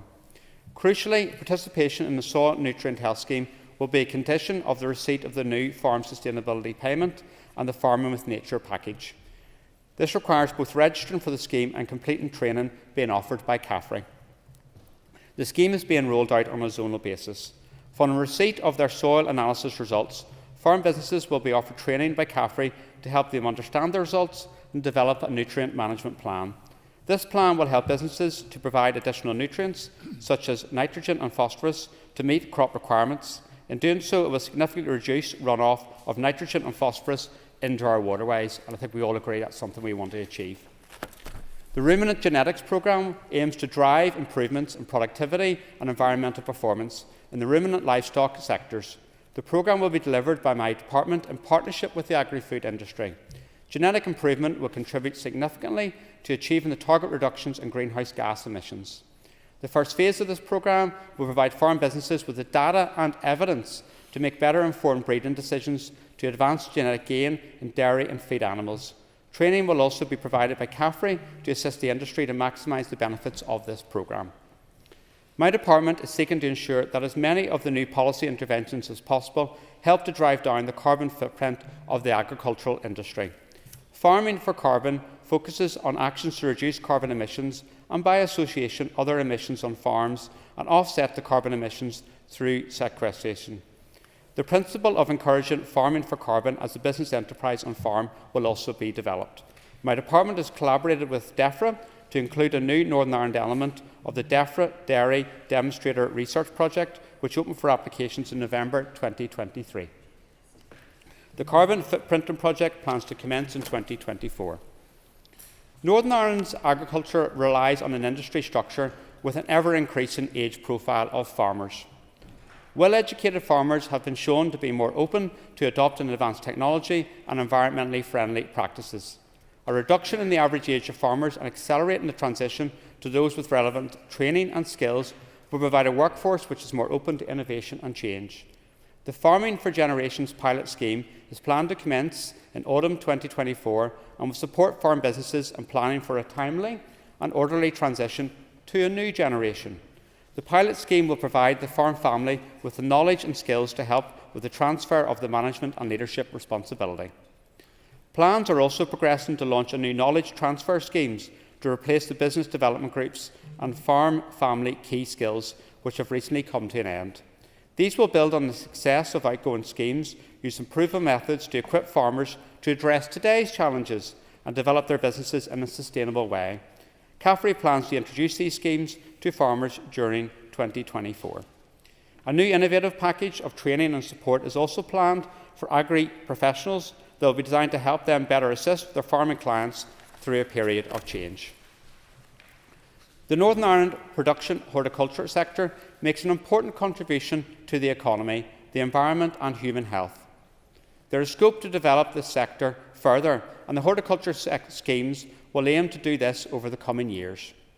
An increase in local horticultural productivity will help improve overall agri-food sector productivity and sustainability, grow the economy and help ensure the sustainability of the food supply chain by increasing local resourcing. It is currently planned that the horticulture sector will have a bespoke range of schemes. The Horticulture Sector Growth Support Scheme will aim to commence in autumn 2024 with the establishment of sub-sector growth groups along with the Growers Academy. An innovation support scheme will aim to commence in autumn 2025. The Capital Investment Scheme is planned to help farm businesses improve both their environmental performance and business efficiency. In particular, support will be focused on assisting the industry to meet net zero targets and reduce the environmental impact of farm sectors. This will be achieved by the adoption of precision technology and equipment to reduce ammonia emissions, carbon emissions and nutrient loss. The supply chain schemes aim to assist in improving collaboration between producers and growers within the supply chain, encouraging them to innovate, problem solve and value add beyond what they can achieve in isolation. A range of supply chain schemes will be launched during 2025 for new and existing groups to pursue opportunities for growth, develop products, processes and systems, as well as to address longer-term strategic supply chain challenges affecting the agri-food sector. In January 2023, the Sheep Industry Task Force produced its report to identify the needs of the sheep sector in Northern Ireland and a proposed package to encourage its development. I welcome this report, and my officials are working better to understand the strategic needs of the sheep sector, and I will consider deploying levers to meet those needs. I intend to discuss this with my official over the coming weeks. The Farm Support and Development Programme is supported by a full programme of communications to ensure farm businesses are well informed and prepared for the challenges ahead. In closing, the purpose of this statement is to provide an overview of the Farm Support and Development Programme. Participation in the Farm Support and Development Programme is voluntary, and there is no market or policy penalty for non-participation. It is clear there are challenges ahead for us all. There is something within the Farm Support and Development Programme for every farm business to help ensure that together we transition to a more sustainable farming sector. Thank you. Thank you, Minister. And before I call Patsy McGlone, I just want to advise members that hopefully the chamber will be a bit cooler. The temperature was quite high, so building control and fairness, along with the top table here, have tried to get it regulated. So hopefully you'll feel a difference. And with that, I'll call Patsy McGlone. Thank you, Madam Principal Deputy Speaker, and my thanks to the Minister also. Setting yourself up for an ambush at the Balmoral show, given that there are so many more questions than answers contained in it. But anyway, I'll pick out one in regard to the sustainability payment. Can you add some flesh to the bones of the fine principles of effectively and to manage effectively and encouraging farm businesses to be sustainable, efficient, competitive and to manage risk proactively, as to A, how that will be done, and B, how that will be communicated to the farming and agricultural communities, because that is a pretty big deficit at the moment. Minister. I thank the member for his question, and climate change is obviously an issue in this chamber as well today. The detail around this is important. And I am genuinely committed to the process of co-design, because that's how this has been successfully developed thus far. There is a need to find a way forward so that we have resilience within the sector, because I know from a number of farm businesses with the weather issues of the last number of months, this has been a key concern. So the Farm Sustainability Payment is about building that resilience within it all and ensuring that we are able to equip them going forward around this. I think there's understand that we need to have a safety net here for businesses, but we're also very conscious that in terms of the funding that we've got, we need to ensure that it satisfies business cases in terms of value for money. So striking a balance around this and recognising the needs for resilience, for food security, but also allowing them to move forward in a successful manner. Let's be clear, I'm very hopeful about the sector. I'm looking forward to the Balmoral show this week. There's challenges here, but I think we're all collectively, we want to put our shoulder to the wheel and see if we can find a way forward to address those challenges. I come in as Minister focused upon solutions, and that's what I'm doing over the time ahead. Thank you, Minister. I call Tom Elliott, Chair of the ERA Committee. Thank you, Principal Deputy Speaker, for that. And just to say, firstly, I thank the Minister for bringing forward this. Obviously, Mr McGlone says there's more questions than answers maybe within it. It's a huge range and a big project to look at, and I should have declared an interest as an active farmer who maybe have an interest in applying for some of these schemes, or maybe not, depending on how complex they are. But a couple of issues, if I had bear your indulgence. One is around the stakeholder group that's currently co-designing the projects, and I've had significant complaints questions from some of Mr. those Elliott. stakeholders in relation to feedback, and if it's actually co-design or is it just the department using them to pay lip service to them? And I'd like the Minister's comments on that. And secondly, if you would indulge me, some of the schemes may be more intensive, may suit more intensive farmers rather than extensive. Thank you, Mr. Elliott. Minister. Thank the member for his question. There's a number of aspects to that. Just in terms of the complexity around that, I've addressed that in my statement here today, and I think it's important that when we're going forward, we check everything in terms of the complexity and the ability to ensure that it's simple and easy to access, and that's something I've asked as part of today's statement for that to be considered going forward. In terms of stakeholder group, if there's concerns around that, I'm happy to talk to the member outside the chamber and we can talk through some of those concerns around it all. There is a lot of detail in relation to this. What we need to do is we need to work up how each individual scheme will operate, and I think it's important that we do that. Over the time ahead, there'll be much more detail around this. But I felt it was important that I came to the chamber here today, that I outlined this statement. I took questions from members. The easiest thing for me to do was to issue a written ministerial statement on Thursday at the Balmoral show. But I felt it was important we came here because this is one of the benefits of devolution. Is you have ministers in post who are accountable to the Assembly, and I'm happy to also come to the committee if it's felt necessary to go through a bit more around this issue. Declan McAleer, Vice Chair, ERA Committee. Very well, and I thank the Minister for his statement, and I welcome it, and I particularly welcome his comments that we need to call time on pitting agriculture and environment against each other. I really welcome that. There's so many questions I could ask, but I'll try to narrow it. Minister, tomorrow is the deadline for the single farm payment applications for farmers. 15th of May is cast in stone for farmers. What farmers are asking is, they're moving to this new scheme. Will their current entitlement values, will their entitlements carry over to the new scheme, and will they be of the same value? And the second thing I want to ask was, last year when I was chair of the committee, I commissioned a report which looked at the underrepresentation of the role of women in agriculture. 95% of farm business are male, and 96% of business development group are male. So will you include looking at the underrepresentation of women in your new policy moving forward? Minister. Thank you. Everyone's been very creative with their questions, sometimes 3 or 4 in one, and the Principal Deputy Speaker has shown amazing patience in this. So maybe in reverse in terms of the role of women within agriculture, I think the report that the committee produced, the legacy report from the last mandate, was increasingly very useful. It's something I followed up on my recent visit to Brussels to see what we're doing across Europe around this issue, and it's something I want to be looking at in terms of the future around this, but also in terms of rural development policy, because I think we need to refresh our rural development policy to reflect the realities of today, and I see significant issues in terms of the role of women within rural communities that we need to address, very particularly in relation to, for example, childcare is something that we need to work at. In terms of the deadline for the single farm payment and the carry across and details around it, I'm happy to have a meeting afterwards with one of my officials. We can get you clarification on that, hopefully today or tomorrow, around that issue. In terms of the first element of your question about pitting agriculture and the environment against each other, it's a false narrative.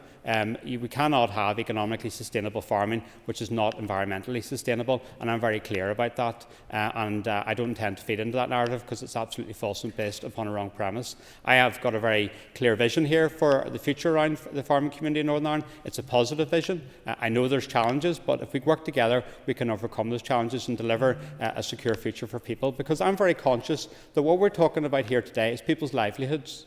This is a generational thing where families are invested in relation to their farming enterprise. And what I want to do is support those businesses so over the time ahead we can have security around that and we can have something that we can all be proud of in Northern Ireland. Buchanan. Speaker. Minister, paragraph 47, an increase from 3 hectares to 5 hectares of eligible land to meet requirements of the Farm Sustainable Transition from 2025. No doubt this will knock out a number of small farm holdings which will not now qualify for the new payment. Can you then advise what assessment has been done as to the difficulties this may present for them, and going forward what assistance will be available for them, and how many small farm businesses will be affected by this new scheme? Minister. Thank you, Member, for his question, and I'm very conscious that of the issues you raise in terms of small farm businesses and how do we support them. I will write back to the member with particular details in terms of the evaluation that was done around this. Going forward around this scheme, we have to be very clear that we have to have a scheme which is fit for purpose and also meets the requirements of Treasury and the Department of Finance in terms of business cases. So that's what I have to do. I also want to see if there's a way, and I have engagements with the Finance Minister thus far, and will continue to do that, in terms of how do we look at funding for farming through a different lens, because currently we just look at through pound, shilling and pence, and we need to look at in terms of the benefits it gives, and that's also something I'm doing. But I'll write back to the member with particular details around the issue you raised, and I think it's valuable that you raised it. Thank you, Minister. I call Connie Egan. Minister, I was recently interviewed for a school project by a teenager called Alicia from Malile in our constituency. It was about pollution and environmental sustainability, but she's also a keen member of the Young Farmers. Young people get that we can't pit environment and agriculture against each other. Minister, what are you doing to get more young people involved in farming? Minister. Thank the member for her question. I want to get lots more young people involved in farming. This is a challenge. It's a challenge, pardon the pun, of our generation. We need to get younger people involved. And I think it's important that the messaging we send from here, that I also send as Minister, is a positive message in terms of the future for agriculture and farming in Northern Ireland. Because if we're going to get young people in, a negative message is not going to attract them. What we need to do is we need to set up a very positive vision for the future. And that's something I am determined to do day after day. In terms of this scheme, the Young Farmers Payment Scheme provides an annual top-up to the basic payment scheme for those farmers that meet the eligibility requirements. The scheme is currently open for applications, and the last year for applying is 2025. Within this new Farm Support and Development Programme, a Farming for Generations programme will encourage longer-term planning for farm businesses. Farming for the Generations pilot scheme is a plan to commence in autumn 2024, which will support farm businesses in planning for a timely and orderly transition to a new generation. The future for the current farmers' payment will be considered in the context of the Farmers for Generation programme. Let's be clear, the future is positive around this, and let's all together encourage more younger people to participate in it. Anya Murphy. And I'd like to thank the Minister for his statement, and I note that he will be bringing forward a new food strategy framework, hopefully sooner rather than later. Minister, could you outline how the draft food strategy will align with future agricultural policy? Minister. Thank the member for her question. Yes, the draft food strategy framework is very much in the final draft, and I'll be hoping to bring it to the executive very soon, and it will align quite closely to this. There's issues in there that we also need to address, such as the issue of food poverty. I think it's a shame in our country that we have people who are experiencing food poverty, and the food strategy framework will relate to that. So I'm very looking forward to launching that. It's a cross-cutting strategy, so that's why it needs to go to the executive, and over the time ahead, hopefully, we can show through the interventions that I'm making and also the executive are making that we're having a positive difference to people's lives here in Northern Ireland. I call Jonathan Buckley. Speaker, and can I thank the Minister for bringing this statement to the House, as I'm sure the departments was keenly, maybe the temptation of releasing it at Balmoral show was high, but I appreciate it coming to the House. The new ammonia thresholds pose a real difficulty for our world-leading poultry and wider farming industry. At present, replacement buildings are assessed in the same way as a new building. Therefore, even if the farmer proposes a new livestock shed, poultry house or slurry store which is more efficient and could reduce emissions, under this policy it could still be refused. So can I ask the Minister, does he agree that this approach is folly and counterproductive, and will he make moves to address it? Minister. In terms of the issue around ammonia, just to set a bit of a background to this, the Office of Environmental Protection, which was discussed yesterday in terms of environmental governance, took what was essentially a judicial review against my department in the absence of ministers in terms of the situation with regards to ammonia. And the Permanent Secretary at the time, within the powers available to her, responded to that, and I fully support her in response to her actions around that. Because what we need to do in Northern Ireland is we need to safeguard our environment.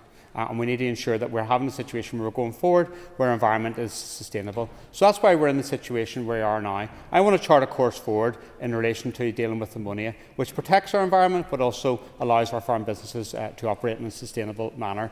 The draft ammonia strategy, proposing a series of measures to reduce ammonia emissions, underwent public consultation from the 4th of January to the 3rd of March 2023 and attracted a high level of interest across all stakeholder groups. Responses to the consultation are currently being used to inform a reworked draft ammonia strategy. Additional scientific modelling, statistical analysis and supply chain consideration is being undertaken to optimise design of the key proposed mandatory measures on the use of low-emission slurry spreading equipment.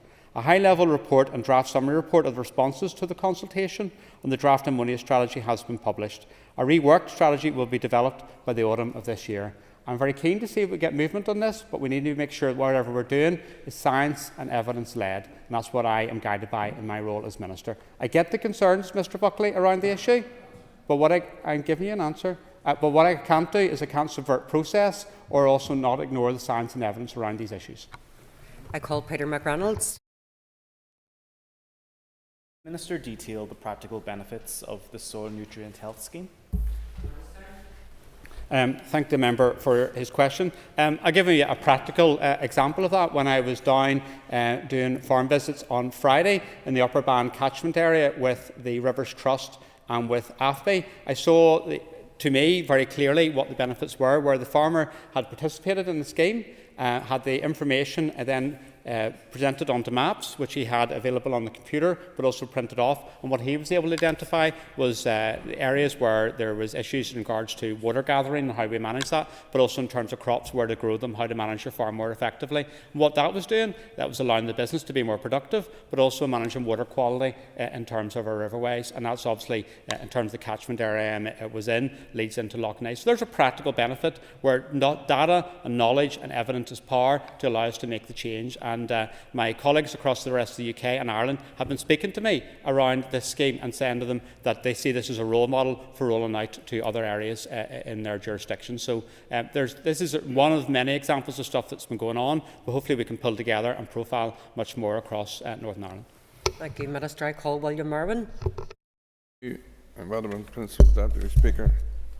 In relation to my colleague Mr Buckley's concerns about the planning applications, it's a major issue on the ground. We have some planning applications in for 2 to 3 years, still no response. Farming needs to be able to compete in the modern world. We produce food, it's our main industry in Northern Ireland. This cannot go on. I think the Minister needs to address this. I don't think he has answered Mr Buckley's question. Minister, I didn't attack the question, but you're free to respond. No, you're okay. Look, I am trying to address this issue, but it's important that I am guided by the science and evidence around this issue. And it's important that the industry is successful, but it's also important that it's sustainable. We look at it in terms of producers and then also consumers. They look to the product to make sure that it's made in a manner which safeguards our environment, and it's something I'm very, very keen of. We can't, on one hand, debate motions time after time in this place about the environment and Loch Ness, and on the other hand say, cast aside the evidence and science and just rock on. We can't do that. We have to be guided by the evidence and science and find a way forward which is sustainable. And I'm committed to engaging with relevant stakeholders around this issue. I am committed to doing that, but I'm also prepared to make sure that I do things right and correct, and that's what I'm committed to do as Minister. I'm not short-circuiting processes or the evidence and science is presented to me, because the first thing that happens if I do that is I end up in court. I call Robbie Butler. Well, Deputy Speaker, I thank the Minister for his statement. It's a very good statement. I don't profess to be an expert in all things agriculture, but I am the mental health spokesperson for the Ulster Unionist Party. And since 2016, in any debate that we've had in this chamber around mental health and wellbeing, farmers and farmers' families have been well up that list of those who are suffering. And I know the Minister has paid his warmth and affection for those families and that support. Could the Minister outline, in terms of programmes and policy changes, is there a template which looks at the impact on farmers and farmers' families in terms of their mental health and wellbeing, and how that they will be assisted when these things are rolled out? Thank you. I thank the member for his question. This hasn't been something I've talked about thus far, and I think it's an important opportunity to outline my views around this. And it's particularly related to our future rural development policy and how do we support rural communities. And it's also mainstreamed within this in terms of ensuring that staff and advisors who are engaging over the time ahead are properly trained in terms of their engagement with the farming community. Because over the time as being Minister, what I've seen is a really committed community. I've seen many examples of good practice, but I also see examples of loneliness. I also see examples where there's tough things are happening within the farm, and the farmer is often on their own or just with their husband and wife in terms of dealing with that, and that can be difficult. There's personal stories which I'm not outlining here today, but they'll remain with me for the rest of my life in terms of the challenges around that. So that's why I do this job, because I want to change the situation. I want to be able to give people the assurance that we've got their back, that we want to support them, and we want to take them forward to a sustainable way forward. And mental health is a key motivator for doing that. And that's why I'm very conscious in terms of the words that I say and the interventions that I make, that we need to be conscious that we're supporting people and we're also aware of the challenges that they face. It's going to be a key issue for me over the time ahead, particularly in terms of the training for staff, but also seeing how can we actually talk about the real issues, the current issues within our rural communities. And mental health is one massive issue there, and perhaps we haven't talked about it as much, particularly amongst men. We don't talk about it, and I think that's something we need to break that taboo, and we need to be able to have rational conversations around that. And there's partner organisations such as the Ulster Farmers Union, which will be very good to work with in partnership to see how we can chart a course forward in regards to this. Stuart Dixon. Your statement, and I look forward to meeting with you later this week at the Balmoral Show, and also welcome your statement in advance of the Balmoral Show and an opportunity for members to debate these issues here today. A lot of what you said in your statement, Minister, is about building resilience. Can you tell the Assembly and the Chamber and the wider farming and agricultural and indeed environmental community how you plan to build that resilience? So resilience is at the absolute core of what I've announced here today, because the reason we need to have that is we need to be able to be clear that we have a strong, sustainable future ahead. That's not just in terms of the government funding and the policy around us, but if you're a farm business, so you potentially are going to be looking to banks to borrow money, and you're there, and the first thing the banks are going to see is, do you have resilience, do you have long-term viability? And that's something I want to do. So we need to have a scheme that allows farmers to withstand the shocks that come along. We also need to be finding ways that we can diversify and change. And I've seen many good practices across Northern Ireland in terms of farms that were once doing a different type of practice, who have changed in order to be resilient, and that's allowed them to have that security in terms of the way ahead. So resilience totally underpins everything I'm doing here, and it's something that there's many examples of good practice around that, but we need to mainstream that, and we need to find a way that we can also communicate and better make farmers aware of the practices that are required to give that resilience and long-term sustainability. I call Colin McGrath. Deputy Speaker, and I thank the Minister for his statement. 93 paragraphs of a superabundance of areas of operational responsibility, and you never duck any of the questions that are asked, either in statements or in questions, and it's very welcome. In paragraph 20, you reference about improving water quality across Northern Ireland. Would you enable your officials within NIEA to work with myself and the Loughlin Island anglers to have a Northern Ireland water outflow pipe from a sewage plant which runs into the loch, into the lake, potentially impacting the fish stock, to have that diverted? Would that be something that NIEA could help us with? In terms of the member's question, I'm answering these because these are within my operational responsibility around that, but there's other areas that are not, and I don't think you would expect me to answer those. In terms of the issue outlined, I'm aware of it and received press cuttings in relation to this. I know primarily this is a Northern Ireland water matter. In relation to, if the member writes to me around that, we can see what the role is in terms of the Environment Agency in relation to it. I call John Blair. Thank you, Principal Deputy Speaker, and can I thank the Minister for the statement. In particular, I welcome the greater focus in the statement on good environmental farm practice, and in that context, can I ask the Minister how today's announcement relates to actions required in relation to Lough Neagh and making improvements there? So, in terms of the situation with regards to Lough Neagh, which we debated yesterday, we're aware that a significant proportion of the issues, not all the issues, but a significant proportion of the issues, approximately about 60%, is due to agricultural runoff. So what we need to find is a way forward that ensures better water quality. And let's be clear, the issues of water quality aren't just confined to Lough Neagh. So what I've outlined here today is a way forward through education, through engagement, and also through conditionality in terms of the support and the cross-compliance penalties to ensure that we encourage farm businesses to move towards more sustainable practices that ensures our waterways are more sustainable going forward. And that is absolutely key. I know many farmers who are already doing that, but we also need to bring others along the journey in relation to that. Thank you, Minister. I call Justin McNulty. Minister, somebody from a farming background as well, and talking about silos, it's a few years since I stood on top of the silage pit, rolling back the polythene, throwing the tires back, scraping silage down behind the feeding barrier into the link box. In terms of your silo approach, right, you've mentioned the importance of food we produce every day in every aspect of our well-being. How have you worked with other departments to ensure that's inculcated through education, health, economy, and obviously through your own departments? And why are you avoiding a silo approach? So I am avoiding the silo approach, and as I've outlined to the member previously, the food strategy framework is a key aspect of this. It's an overarching cross-cutting strategy. It's in its final form, and I bring it to the executive for approval in the short time ahead, because it's key that we do that and we understand the benefits around that. And I'm engaged with ministerial colleagues around these issues, because the industry which I'm talking about today, in terms of agricultural, farming, food, fisheries, which we've discussed previously in the Chamber, are a key part of our economy, and we also need to understand the benefit of that and work together around the issues. I know that the challenges are there, particularly in relation to the migration. We also know the issues that have been raised with me time and time again around this, and that's why I want to work in partnership, not just with my executive colleagues, but also the UK Government in terms of the actions that they need to take. Thank you, Minister. I call Jim Allister. Paragraph 45, we see platitudes about seeking simplification. But throughout the rest of these paragraphs, is it not a chronicle of bureaucracy? I read about number of conditionalities, new sustainability standards, compliance with multiple schemes and plans, farming for carbon, other qualifying hurdles. Aren't you, in all of these schemes, still in the business of trussing up farming in more red tape? Is there no desire to try and cut rather than increase red tape? So I've outlined my desire in relation to addressing those concerns, but what I do see day and daily is farm businesses that are already engaging with an awful lot of stuff I've outlined. They're engaging in these schemes. They don't see an issue because they understand the importance of productivity.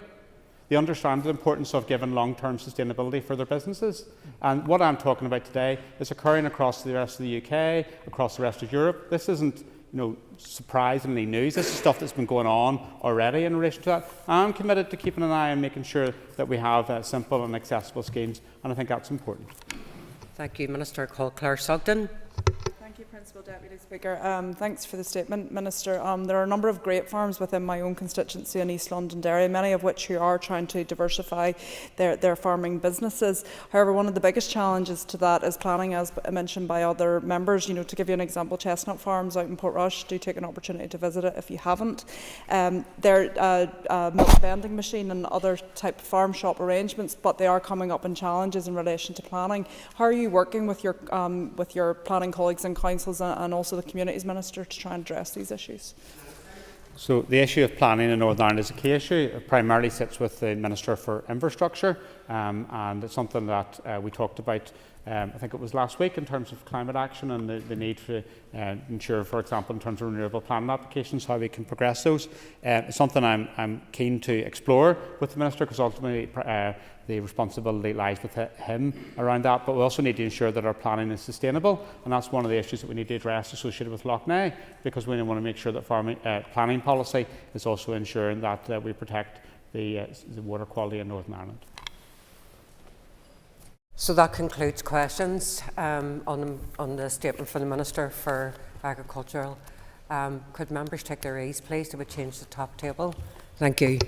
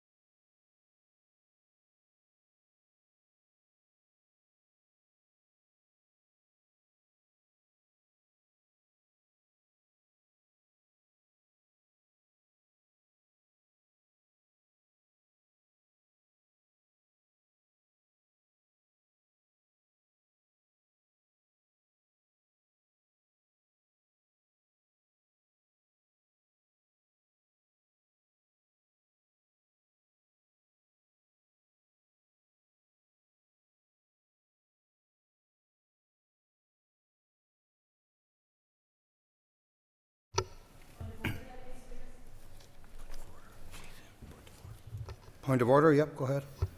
Deputy Speaker, could I ask that the House is given a further 15 minutes to examine the Minister for Communities' statement, given the fact that it arrived into our inboxes at 12:19?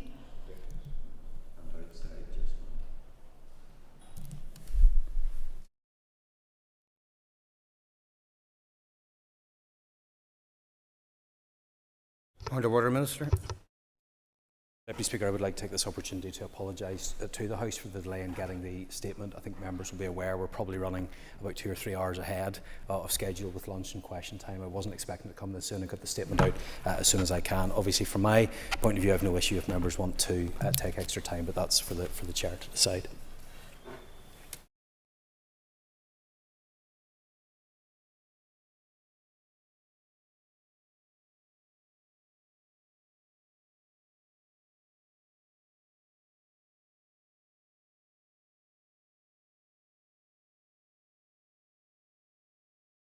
Could I ask members to take their ease for a moment or two? We're seeking some advice on this, and we'll come back to you as soon as possible.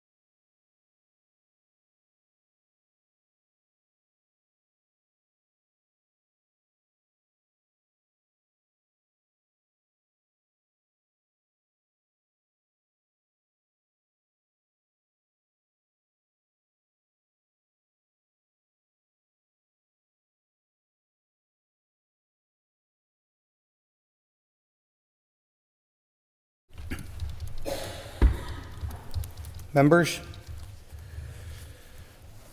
noting the request for a suspension, I'm minded to move ahead with the debate on the basis that the Minister has apologised. He also gave a very rational explanation that this business has moved forward on our schedule, which is not unusual or unique in any way.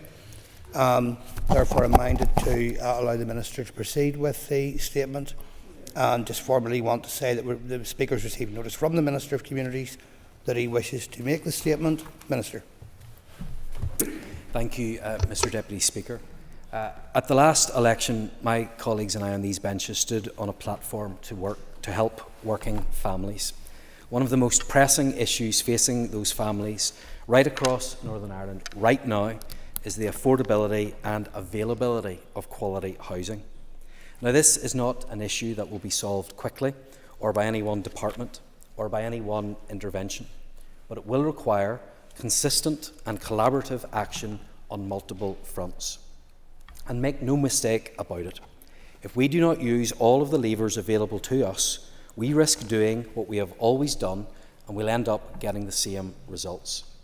Without change, we will continue to struggle to match the high levels of housing need with proper supply. So, I am determined to do more with what's available. Otherwise, thousands of households will continue to struggle to find a safe, secure and affordable home.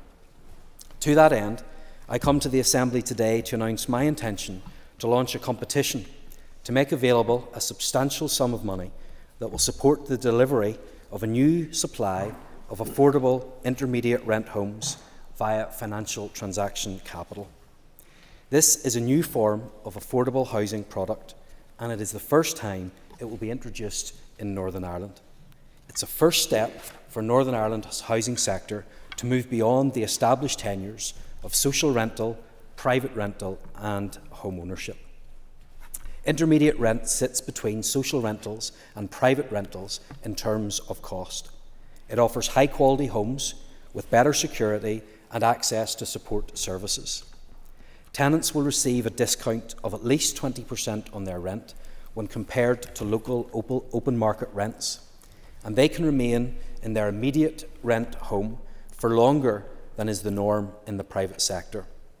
They will also receive more proactive support from their landlord when they need it, and their homes must meet a high-quality standard. Typically, those who can benefit most from an intermediate rent home are those lower-income households who are spending more than 30% of their income on housing costs. Research has indicated that with over 28,000 households here that are paying more than 30% of their income on rental costs, there is certainly space in the market for a product which can offer a more affordable solution for lower-income households. The Northern Ireland Intermediate Rent Policy and Dwelling Design Standards documents were published just over a year ago. My officials have been working since then to develop a funding scheme which can help breathe life into that policy. So, I want to announce that from tomorrow, 15th of May 2024, a competition for funding will launch which will see a significant award of FTC loan funding to an intermediate rent operator. The operator will initially develop 300 homes where they are needed and to manage the process of renting them to eligible lower to moderate income people and families. This will help increase the supply of housing generally and the supply of affordable housing for rent specifically. People need housing solutions that they know they can rely on over time. So we are asking the intermediate rent operator to offer these homes for at least 25 years. This long-term commitment will help intermediate rent tenants to establish themselves in communities where they work or learn and where their children attend local schools. Schemes like intermediate rent allow us to deliver an even more affordable housing, leveraging in private finance and using novel government funding sources. It will complement existing affordable housing options, including social housing. We all recognise what we need to do now. Housing demand has for too long outpaced housing supply. We need to focus our capital spending on delivering those much-needed social homes right across Northern Ireland. But we also need to do something for those hard-pressed people and families who can't get or don't want a social home by offering them safe, secure, affordable alternatives. This approach also serves to protect my department's capital budget, avoiding competition with the Social Housing Development Programme, and that ensures that we can deliver the social homes we need while also offering alternative, affordable housing options. Home ownership is an aspiration that's shared by many people here. However, rising house prices and mortgage costs and the difficulty of saving for a deposit, given high rents in the private sector, means that for a growing number it is becoming more and more difficult. I am committed to helping those who need a bit of extra support to afford to own their own home. In closing, Mr Deputy Speaker, I believe that intermediate rent could be a real game changer for hard-working families whose needs simply aren't met by what is currently on offer. And my officials will continue to look for new ways that novel funding sources like FTC can be used to meaningfully expand housing delivery. The competition to award funding to the operator will launch tomorrow and close to applications on the 23rd of August 2024. It is my expectation that once the intermediate rent operator is in place, we could see the first intermediate rent homes available to rent as early as 2026. And I look forward to announcing the outcome of the competition for funding before the end of the year. Mr Deputy Speaker, the issue of housing will not fix itself. And in light of an extremely tight budget environment, we must be prepared to do things differently and be radical with our approach. This pilot has the potential to pave the way for a new and sustainable supply of much-needed quality housing, which is so desperately required for our citizens in Northern Ireland. I commend the statement to the House. Minister, thank you for the statement. For the first question, I call Daniel McCrossan. I thank the Minister for the statement. Although we had very short notice to consider it, it is positive but the question really is, does this go far enough? Minister, we're in a housing crisis in the north that is worsening by the year. You've acknowledged that in statements and recently in the committee. What can you do to ensure that this goes much further than 300 families within the timeframe of 2026, as this issue is worsening each and every day? I fully accept, Mr Deputy Speaker, that this is an issue that is very difficult for people. It's a complex issue as well. And as I said in my statement, this is one tool that we can use, but we have to address this on multiple fronts. This is a pilot programme. I think it is right and responsible that we test this to see how it goes, to make sure that it works for people in Northern Ireland. But it is novel to hear. I want to try that. I believe it will be successful, and that will allow us to go further. This not only addresses the issue of a lack of affordable homes for people in Northern Ireland, but also takes the pressure off the system more widely, both in terms of social housing and the private rented sector, and helps us to utilise something which we often hear is underutilised, which is FTC. So all in all, I think this is a good announcement today. Call the Chair of the Committee for Communities, Colin. For his statement, and I look forward to getting going through it in further detail. Minister, given that the intermediate rent homes do not provide lifelong tenancies and have a minimum period of 10 years occupancy, can you confirm whether people will be entitled to remain for longer periods? Well, actually, as I said in the statement, for what we're looking at in Northern Ireland is not 10 years but 25 years, which is much longer than the member had thought. But look, this is to help solve a problem for some people, particularly those that might be trying to get onto the housing ladder but are unable to do so because they're unable to save for a deposit because of the rents, and that reduction in rent compared to the private rented market will hopefully give them the opportunity, in some cases, to get that deposit for those that want to and then purchase their own home. Philip Brett. Deputy Speaker, and can I thank the Minister for his statement and his clear focus since being appointed in office in terms of trying to meet the housing demand. Would the Minister agree with me that he could go further in terms of looking at allowing the housing executive to once again be able to borrow so that they would be able to return to building their own homes given their best place to do so? Would the Minister further agree with me that demolition of current stock of the housing executive where people want to remain only further adds to the current housing crisis? Minister.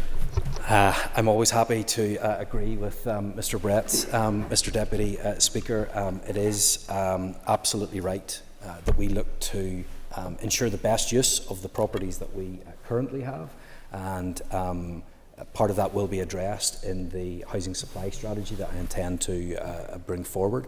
And he's also right to highlight the importance for the housing executive to be in a position to build homes again.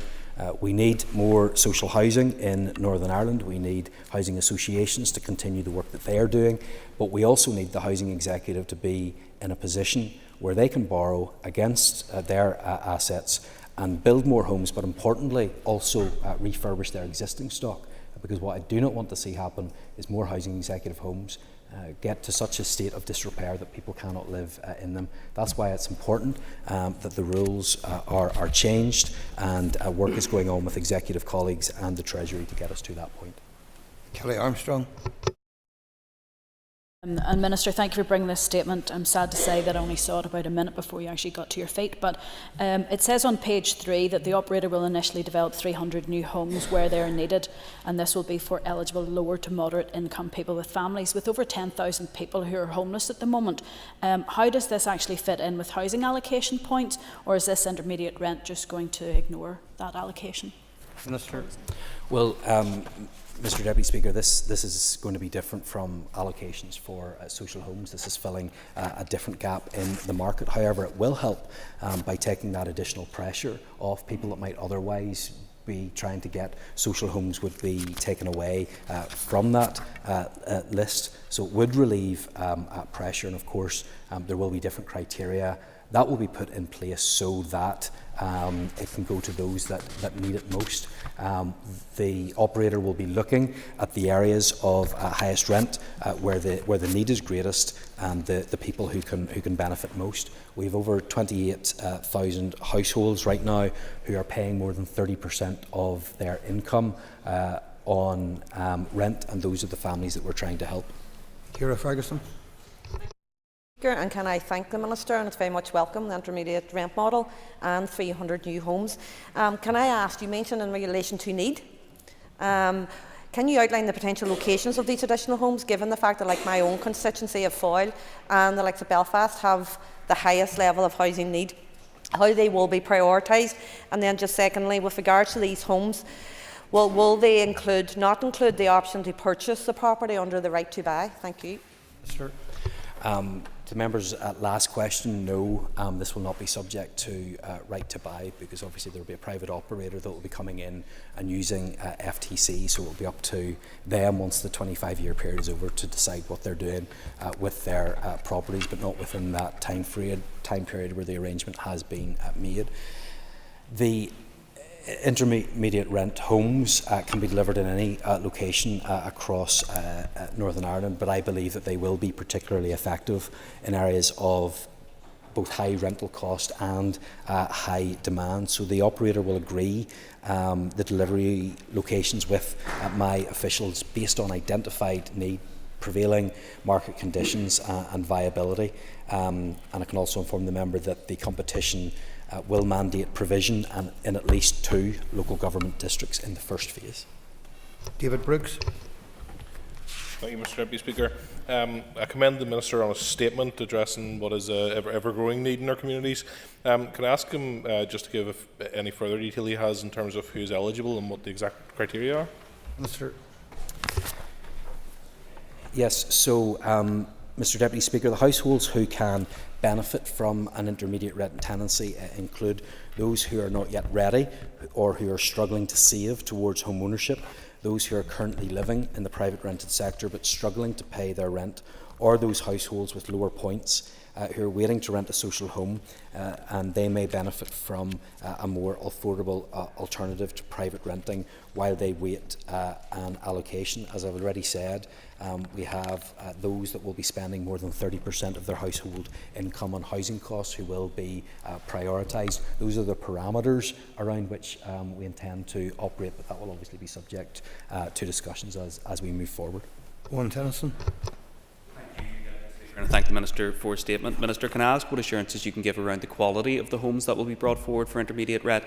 And can you give us assurances that these homes won't require, for example, expensive retrofit at a future date? So, Mr Deputy Speaker, that is one of the key points about the intermediate rent model, is that these are not just at but above minimum standards. I think it's really important that is the case. We know what a difference a good home can make to people as they start out in life. For children and young people, having a good quality home, not just the fact that they have a home, but they have a good quality home, makes all the difference to their educational health outcomes. So that will be a requirement, that they do meet the minimum standards, but actually we want them to go beyond that as well. Ellen Forsyth. Mr Deputy Speaker, and I thank the Minister for his statement today, and it's excellent to see him continuing to deliver on his commitment to help working families in Northern Ireland. I want to ask the Minister, has this model of housing been tested before, and do you know how it will work here? Minister.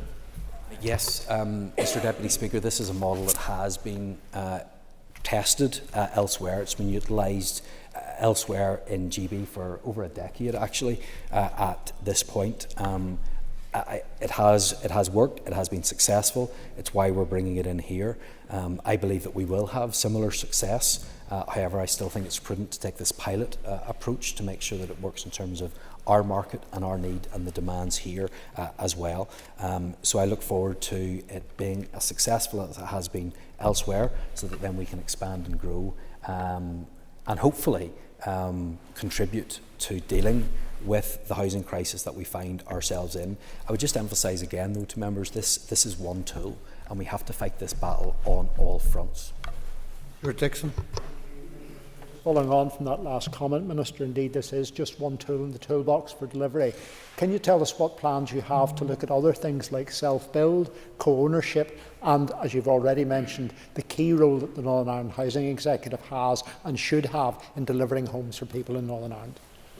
Yes, absolutely. Those are all important tools in dealing with the housing crisis that we find ourselves in. FTC will be used here. It is also used in the co-ownership model, and I'm pleased that I've been able to increase the co-ownership limit since I've come in to office as well. But it is absolutely the case that we're going to need to fight this battle on all fronts, and not just on all fronts, and not just by one department. Either. This will require a genuinely cross-departmental collaborative approach. I need to work with colleagues in the Department of Finance to make sure that I have the funding for the Social Development Housing Programme.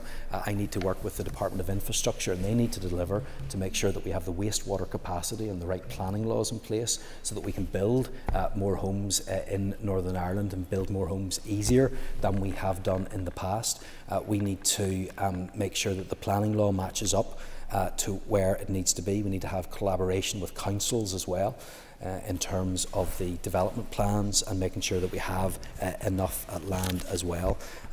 So we need to make sure that we can build more social housing, that we can build more for the private rented sector, more for homeowners to buy themselves. This is another tool in our toolbox, and I'm delighted to bring it forward today. Brian Kingston. Thank you, Mr Deputy Speaker, and I thank the Minister for his statement. Indeed, those of us on Communities Committee were discussing just last week the need to explore new models which will deliver much needed homes. So I welcome the Minister's announcement for a new supply of affordable intermediate rent homes via financial transaction capital. And I wish to ask the Minister, does he think as we move forward, will there be scope to go beyond the initial 300 homes given the housing pressures? Mr. The member's absolutely right to raise the importance of this issue, and yes, it's absolutely the case that I want to be in a position where we can go further forward than the 300 intermediate rent homes that I have outlined today. It is prudent, obviously, to test the concept beforehand, but we will have an evaluation of the scheme take place that will determine whether the scheme can go forward in the future, which I believe that it can, but also, and importantly, the best way for it to go forward, learning from what has taken place before. Ruskin. Thank you, Mr Deputy Speaker. I thank the Minister for bringing forward this really positive statement, and I thank the Minister for putting working families at the heart of his decision making.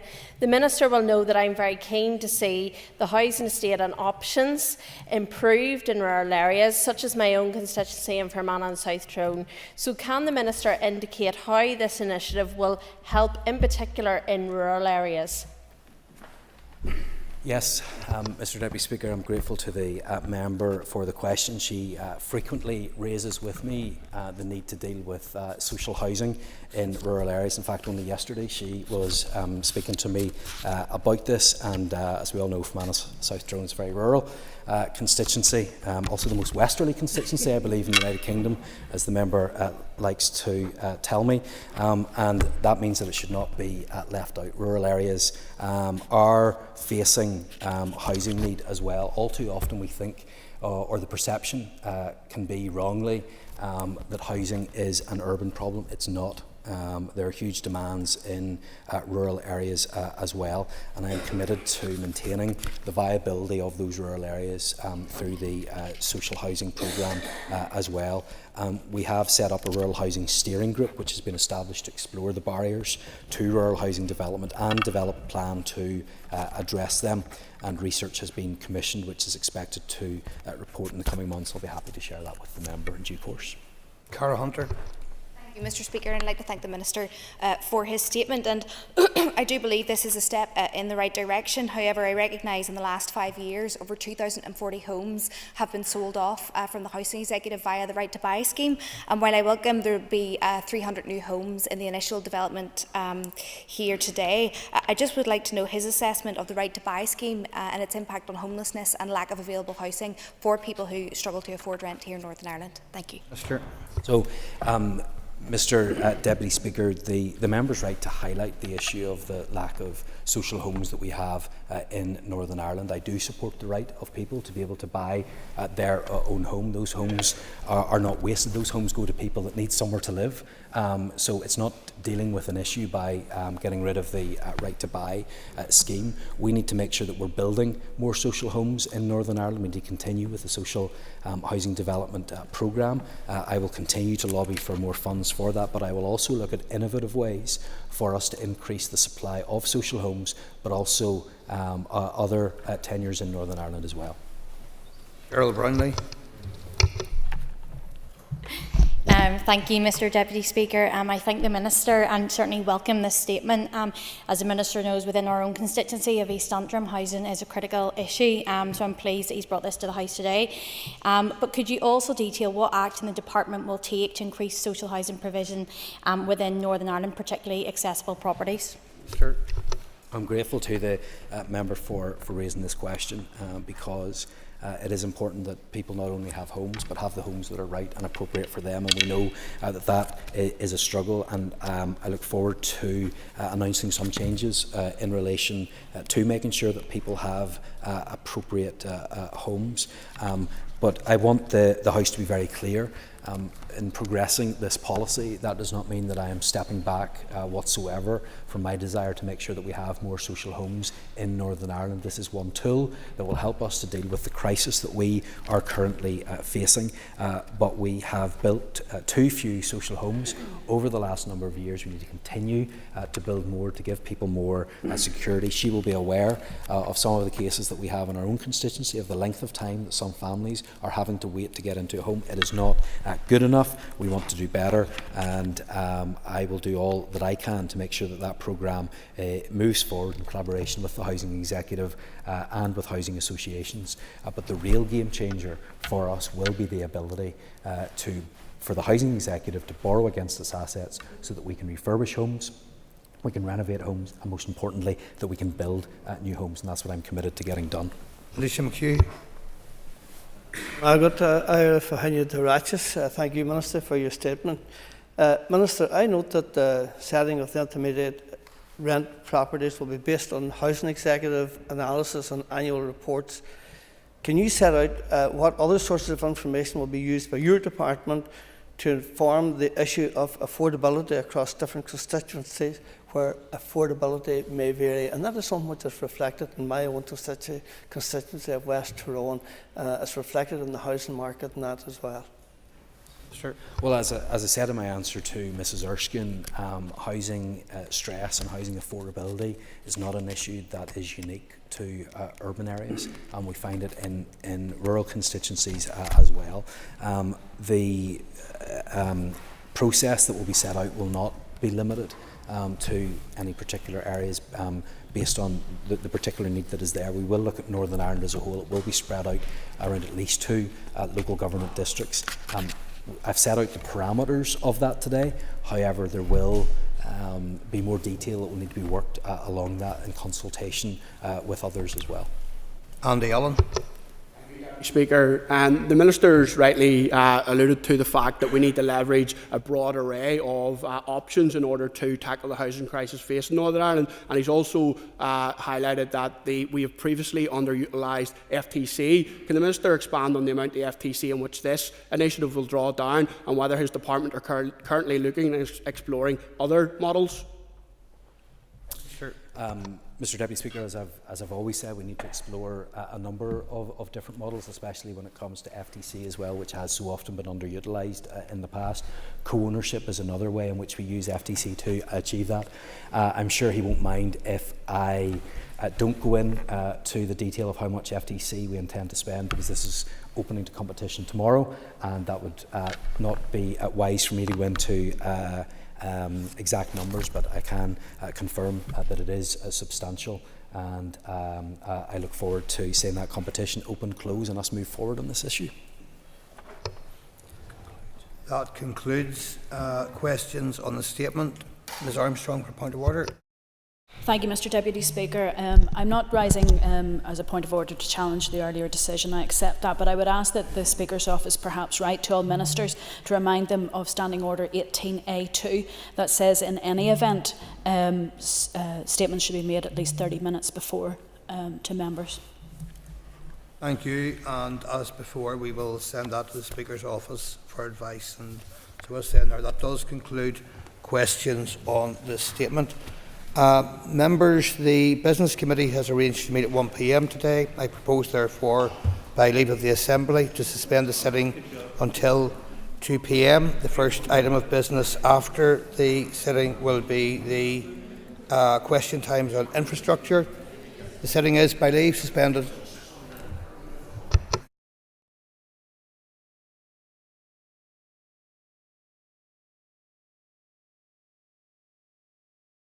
Assembly Chamber. Sound.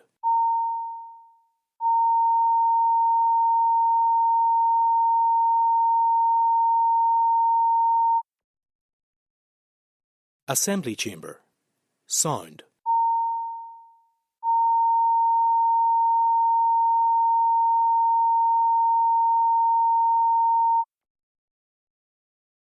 Assembly Chamber.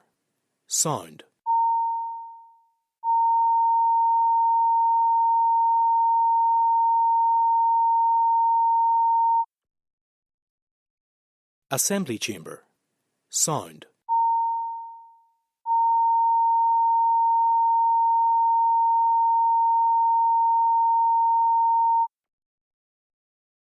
Assembly Chamber. Sound.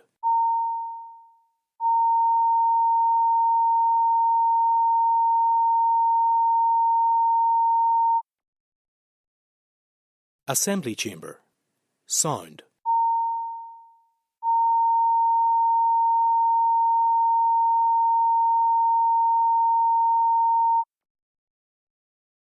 Assembly Chamber. Sound.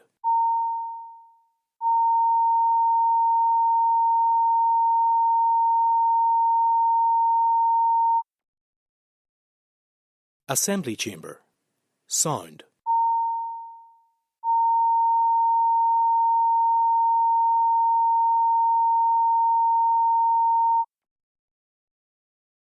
Assembly Chamber.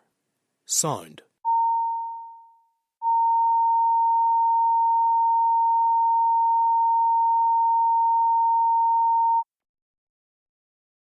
Assembly Chamber. Sound.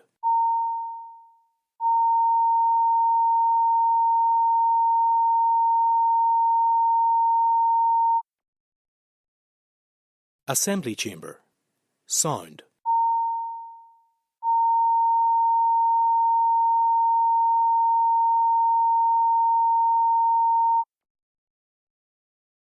Assembly Chamber. Sound.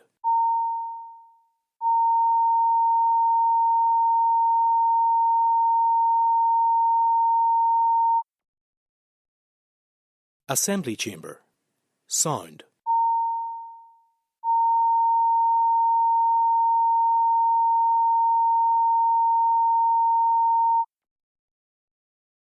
Assembly Chamber.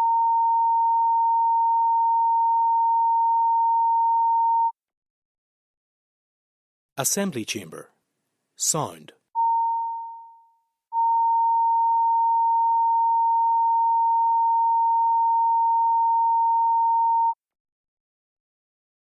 Assembly Chamber. Sound.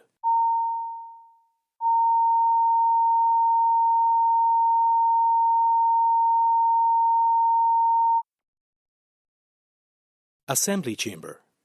Sound.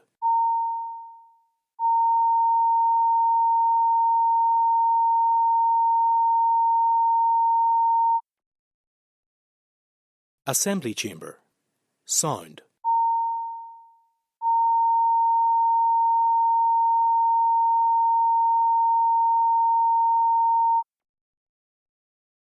Assembly Chamber. Sound. Assembly Chamber.